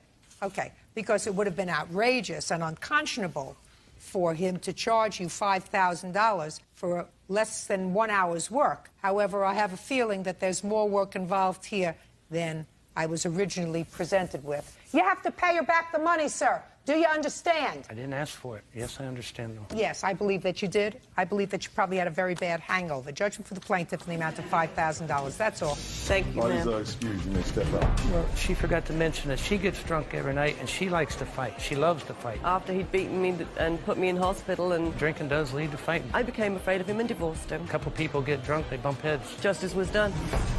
And now the next case. All parties in the matter of Johnson versus Scott. Step forward. Stacy Johnson is suing the mother of her daughter's boyfriend, Stacy Scott, for the cost to fix her 2005 Chevy Cobalt. The plaintiff claims Stacy's son drove the car without permission and wrecked it. Miss Johnson, this is your daughter, and Miss Scott, this is your son. According to what I've read, your daughter was dating the defendant's son. You let her use the family car? Yes. Because they were going out. They went out after they were finished with their date or whatever they were doing that evening. Your daughter let the defendant's son drive your car. He had an accident and the car was damaged. You want Miss Scott to pay for it. Correct. That's what the case is about. How old are you? 16. How old are you? 16. Who's older? Raise your hand. What kind of a driver's license do you have? Or did you have at the time of this accident? What do you mean? Did you have a permit? Did you have a full license? What kind of driver's license did you have? I had my license, but my 3 months weren't all the way up yet. What does that mean, Tristan? That I wasn't supposed to have anyone else in the car. Unless it's an adult. Right. If you had an adult in the car, you could drive. Yes? Yes. And when was your probationary period up? I'm not exactly sure. I don't remember the day exactly. Well, let's try to remember. When did you get your license? Do you know what it was? November. November, I think. When did this accident happen? In November. No, I think you got your... I think she got her birthday's in June, and you had to wait 30 days, and I believe she got her license probably 45 days after her birthday. And then there was a 3-month period she could drive with an adult or by herself, but she couldn't have anybody in the car under 21. Okay. And this accident happened during that period of time, yes, when she was on probationary period. Right. And you let her take the car during this probationary period. Yes. And you let her take the car, according to you, knowing that she was picking up the boyfriend. Yes. And they were going to the mall, bowling or something? Yes. Why did you do that, Miss Johnson? Bad decision. Put your hand down. Very bad decision. Yes, it was. You allowed your daughter to do something that was against the law. Yes. Now, where did you go that evening? Went to the mall, and we went to Dairy Queen, and we was on our way to the bowling alley.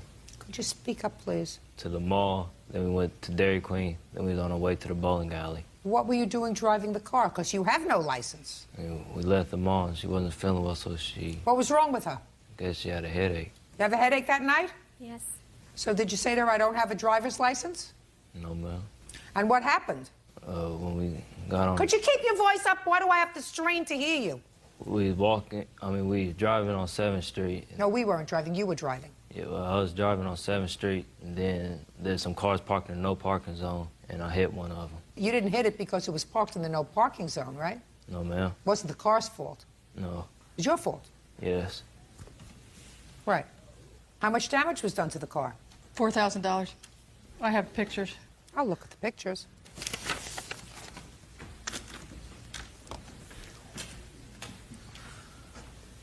Ooh, nasty. Now, Miss Scott, were you home when your son went out that evening? Yes. She picked him up in the car? Yes. She had done that on numerous occasions before. Did you give your son permission to drive the car? Absolutely not. At the time that she picked him up, did you know she was on probation? No. You did not know that? No, I did not know till the night this happened. The night that this happened, you got a call from the police that there had been an accident? No, I got a call from my son immediately after it happened to get to the scene because they had had a bad accident. Now, Miss John, that's not quite true. She did not pick him up. They met at the mall, and they were having dinner at the mall and going to the bowling alley, and she was to drop him off. Is that what happened? Yes. So you met at the mall? Yes. Who took you to the mall? My grandfather. Now, Miss Johnson, who do you think is responsible for paying for the damage to your car? Brandon's parents. Wrong.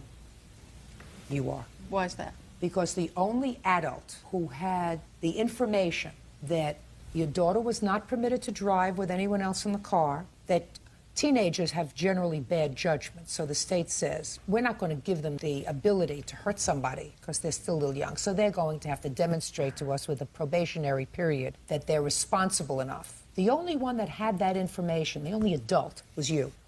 Miss Scott didn't have that information. I'm not sure I believe that. I don't care what you believe. The only thing I know for certain is that you permitted your daughter, in violation of the law, to take a car knowing that she was going to take an underage person at some point in the car. You knew that. His mother didn't know that. Who is this? Brandon's father, Ron. You didn't know that? No, I didn't. But you knew that. And I'll tell you something else, Miss Johnson. What's your first name? Brandon. If Brandon was seriously injured in this car accident, you would be responsible for his injuries. Forget the car. The Scott family would own your home. Being a parent requires you to be a parent, not a friend. And if your daughter wanted to go to the mall and pick up her boyfriend and be with her boyfriend and then drop him off home, your responsibility as a parent is to take her there and pick her up and to drop the boyfriend home. And if she says, oh, come on, but you know, it's just a minute, you're supposed to be a parent and say, no, that's against the law. So you allowed her to break the law. So what's the big deal if she says, listen, he doesn't have a driver's license, so what's the big deal? My mother allowed me to break the law. I'll break the law by letting him drive. That's what she learned from you that day, and probably on other dates as well. So I have absolutely no sympathy with you. Pay for the car yourself. Your case is dismissed. That's all. Parties are excused. You may. 24-year-old Piero Fanini is suing Chris Barabee for denting his truck with his head. Piero claims a drunken Chris fell into his vehicle during a USC football game.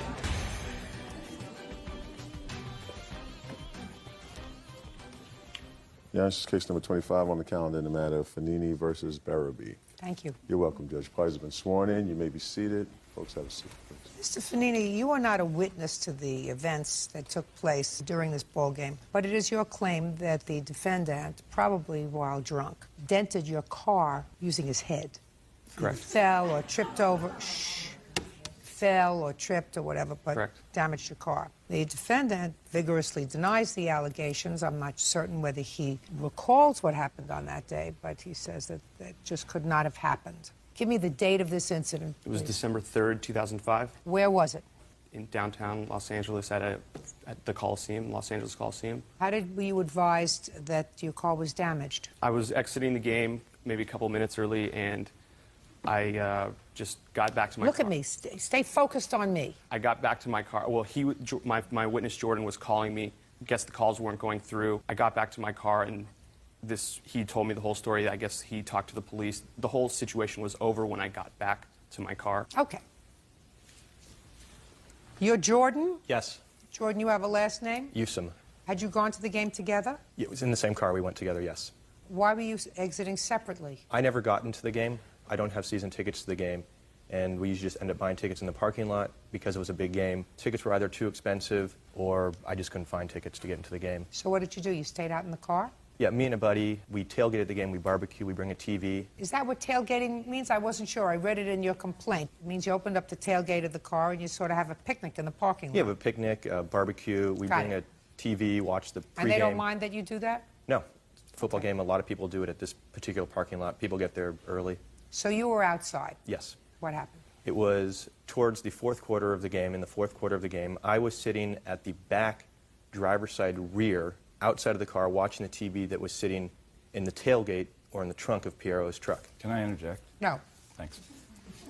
I had a sight line down the driver's side of the car and noticed out of the corner of my eye that someone had fallen at the front of Piero's car. I got up to see what had happened. I noticed there was a large dent in the front of Piero's car. I turned around for whatever reason, and there were actually 2 police officers on bicycles right behind me. I got their attention. By the time they came back and turned around within a matter of a few seconds, the person who had dented the car was gone. I described to the police officers what he looked like. Do you recall what description you gave to the police officers? Tall white guy, about 6'6". Had you actually seen him either fall or get up after he fell? No, I saw him at the base of the car. The dent is right above the front driver's side wheel, and I saw him basically on the ground right there. When I went to go see what happened, I saw there was a dent in the car. Now, when you went to see what happened, what did this person do? He was still on the ground. He didn't do anything at that point. I noticed there was a dent, and because it wasn't my car, I didn't want to get involved in it. I had nothing really to do with it. I turned around for whatever reason. There happened to be 2 police officers there. By the time I got their attention and they came over to me, it was a matter of 10 feet. The person who was at the base of the car was gone at that point. So you actually saw the face of the person who dented the car? No, I believe I saw their back. Did you describe their clothing? No. Okay, so you saw only the back? Yes. Go ahead. Described to the police officers what the person looked like. The police officers on the bicycle. From the back? From the back, yeah. Basically a tall white guy. And you could tell that from his position on the ground? Yeah, he was a big guy on the ground. Okay. Described to the police officers, they biked around within a few cars, 25-yard circle for a minute or so. Didn't see anyone. They came back to where I was at the car, and I asked them, I said, can I get a report so I can give it to my friend so he can go to his insurance or whatever he wants to do? While we're in the process of doing this or getting the paperwork, the defendant walks right by us, me and the 2 police officers, and I told the police officer, said, that's the guy who fell at the car. How did you know that? I recognized his clothing, and it looked just like the guy. There was nothing... You didn't see his face. You just saw him from the back. I didn't see his face, but he fit exactly the mold of what I saw there. I didn't see anything that was particularly unique about him, but he happened to walk right by us, and he matched the best description that I had that I gave to the police officers. Okay. And in fact, they actually pointed him out to me. They said, is that the guy? And I said, yeah, that's him. Go ahead. So they pulled him over, and he attempted to talk to me to resolve the situation. What did he say to you? He said, if I remember correctly, can I pay you right now, or how can we get this resolved without getting the police involved? He said to you? Yes, he was trying to speak to me. But he said, can I pay you? Is that what he said? I think that's what he was trying to get. Not trying to get. What did he say? He didn't say pay me. He said, could we resolve this now? But it's not my car. I wasn't in a place to resolve it for Piero. So you said no? I actually told the police officer, I said, I'm not going to speak to him. I'll speak to you. I have nothing to say to him. It's not my car. It's not my place. If you can just get a report so I can give it to Piero and he can deal with it. Fine. And this was the person who you had this brief conversation with subsequent to seeing someone who matched his description on the ground near a dent? Yes. Can I see pictures of the car, please? Pictures of the car, and this is where it happened. Mr. Fanini, you never had a conversation with the defendant, or did you? I did have 2 conversations with the defendant. Your first conversation was when? It was about maybe 2-3 weeks after. Did you call him? Yes, I did. And what did you say to him, and what did he say to you? He basically said, this is an unfortunate situation, like, hopefully we can resolve this, and he offered to pay for half of it. For half the dent? The damages. Because I sent him an email. I have a string of emails sending him the damages and the field interview card. It's not a police report, but it's Do you have any reply emails from him? Yes, I do. Can I see them, please? This is the police thing, and that's the... I don't know if you want to.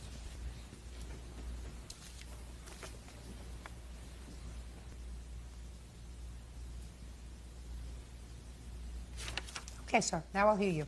I was at the football game. I was tailgating in the same environment, obviously. At no point did I dent his car. I'd like to bring up how he recognized me being tall, just being on the ground, as one of the first inconsistencies in this whole story. Police officer grabbed my arm, said, I need your information. I had no idea what he was talking about. It kind of came as a shock. Michelle was there. She saw that happen. Michelle just saw the police officer take your arm. No, Michelle was with me the whole time. That's not true. And even Michelle's not going to say that to me because she doesn't want to wind up in my mouth.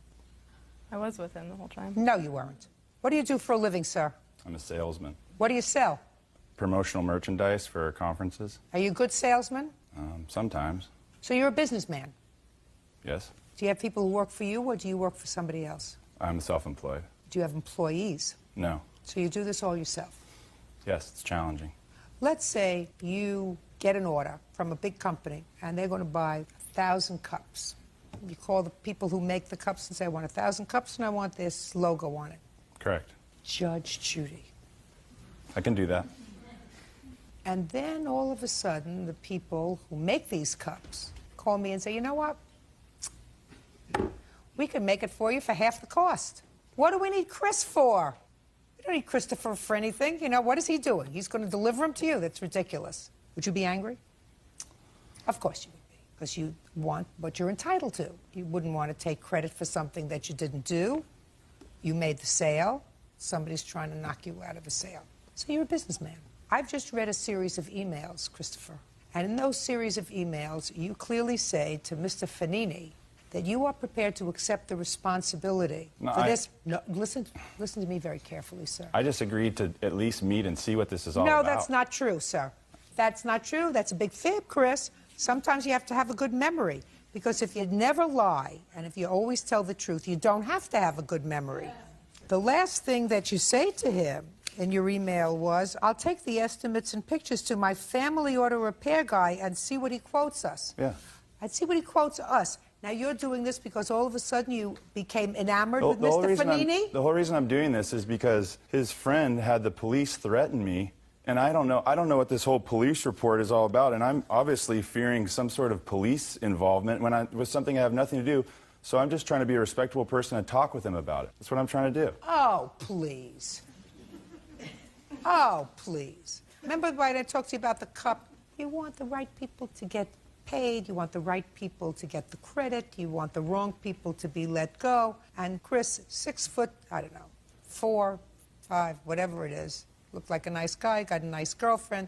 You don't take the responsibility for something that you weren't involved with in writing. I'm not taking responsibility. You are. You did. This, sir, in legal, I'm speaking. Don't Sorry. speak when I speak. Sorry. She may permit that. I don't.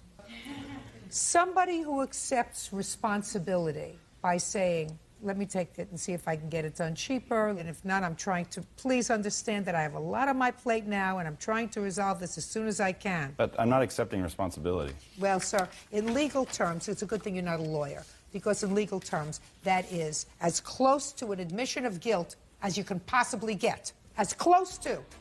Judge Judy continues in a moment. And later today... If she said to you, look, pull the hoodie over your head, I want you to go in, hold up the store, would you do that? No, ma'am. Why not? It's against the law.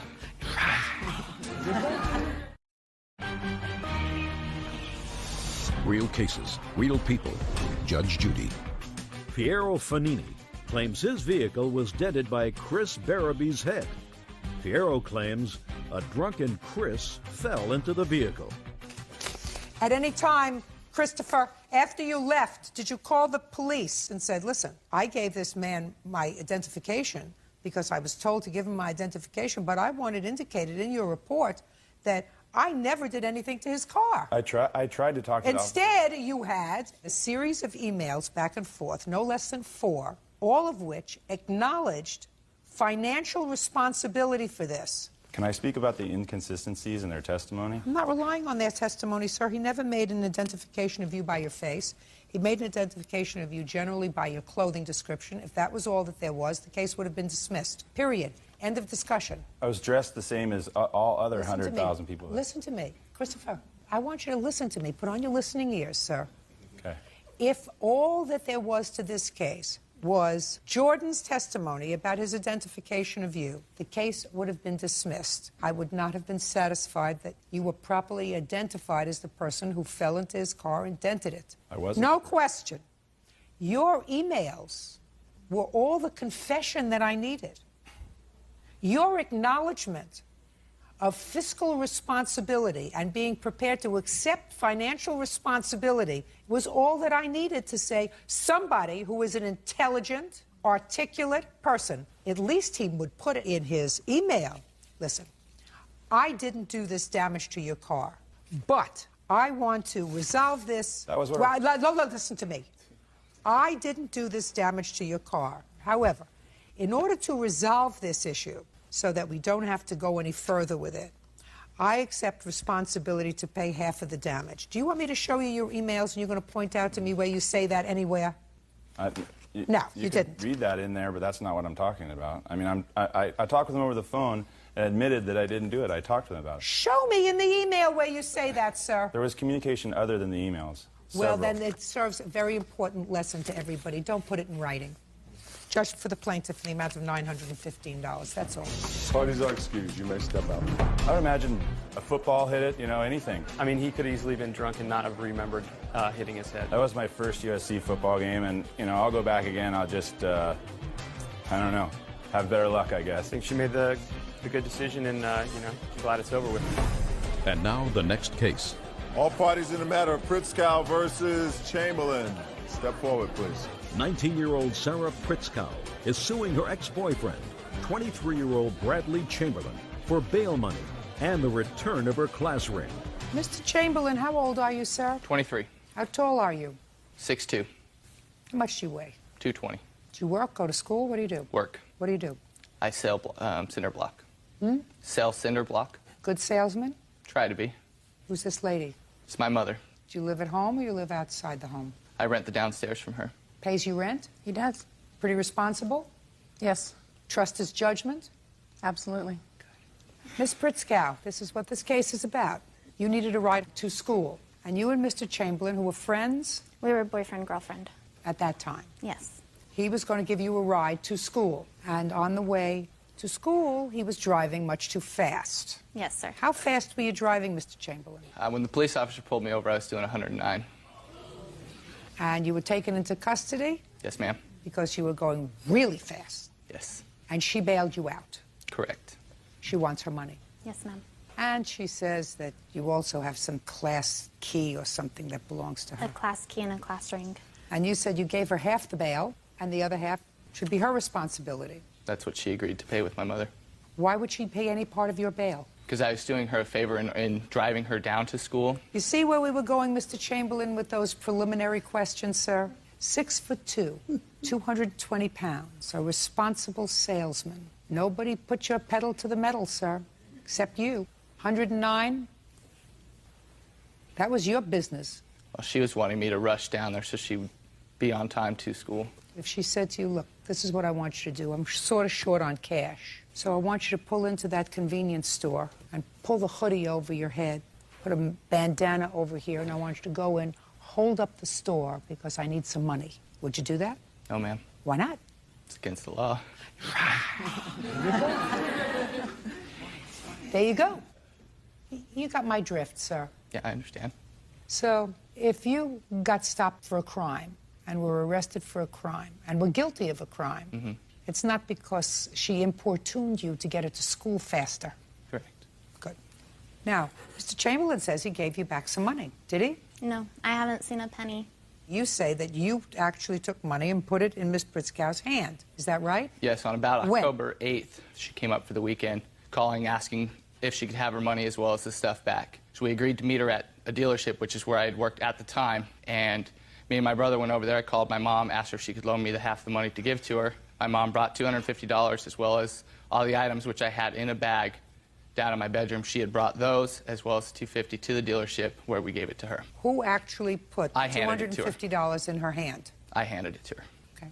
And you say that didn't happen? No, I wasn't even up on October 8th. Were you there at any part of the month of October? Twice. Once. Okay, so who cares what date it is? He says he gave you $250 plus some things that belonged to you. What things did you have in the bag? I actually gave her $250 for my mom and $50 from my own pocket. What things did you have in a bag that you gave her? I believe it was a teddy bear, a blanket, and her jewelry, which was the class ring. The jewelry was just the class ring? There was a couple things in it. I think the key was in there as well. And you returned it to her? Yes. In the parking lot? No, it was on the front steps of the dealership. And your brother was with you? Yes, my brother and my mother were both there. Is that right? Yes, ma'am. Yes, ma'am. Step up. What time of the day was this? It was about 8:30, 9 o'clock at night, just before the dealership closed. Where did you get the jewelry from? It was in a bag in his bedroom downstairs. And he called, asked if I'd go downstairs and get it, and bring that, and bring $250 out of the safe. Not happening. If I had my class ring, I'd be wearing it right now. When did you break up? In the early beginnings of October. Early in October. So if he was going to give you this money and return your property, October 8th or thereabouts would have been just about the right time. Is that right? Yes, ma'am. Anything else you want to tell me, Ms. Pritzkow? Yeah, I have documentations of the bail I paid, written amount for everything. Let's say the bail is $600. I believe that he paid you $300, and I believe that he returned any jewelry. I believe him. That's my job. But I wasn't even there, Your Honor. Well, you can establish to me that you weren't there at any time at the beginning of October. I wasn't. I was there after the 17th for my birthday and to get my car. So maybe it was the 17th. Listen, Ms. Pritzkow, that's my job. My job is to make a judgment as to who's telling the truth and who's lying. And I believe that he returned the jewelry to you in a bag along with a bear and a blanket, and that he paid you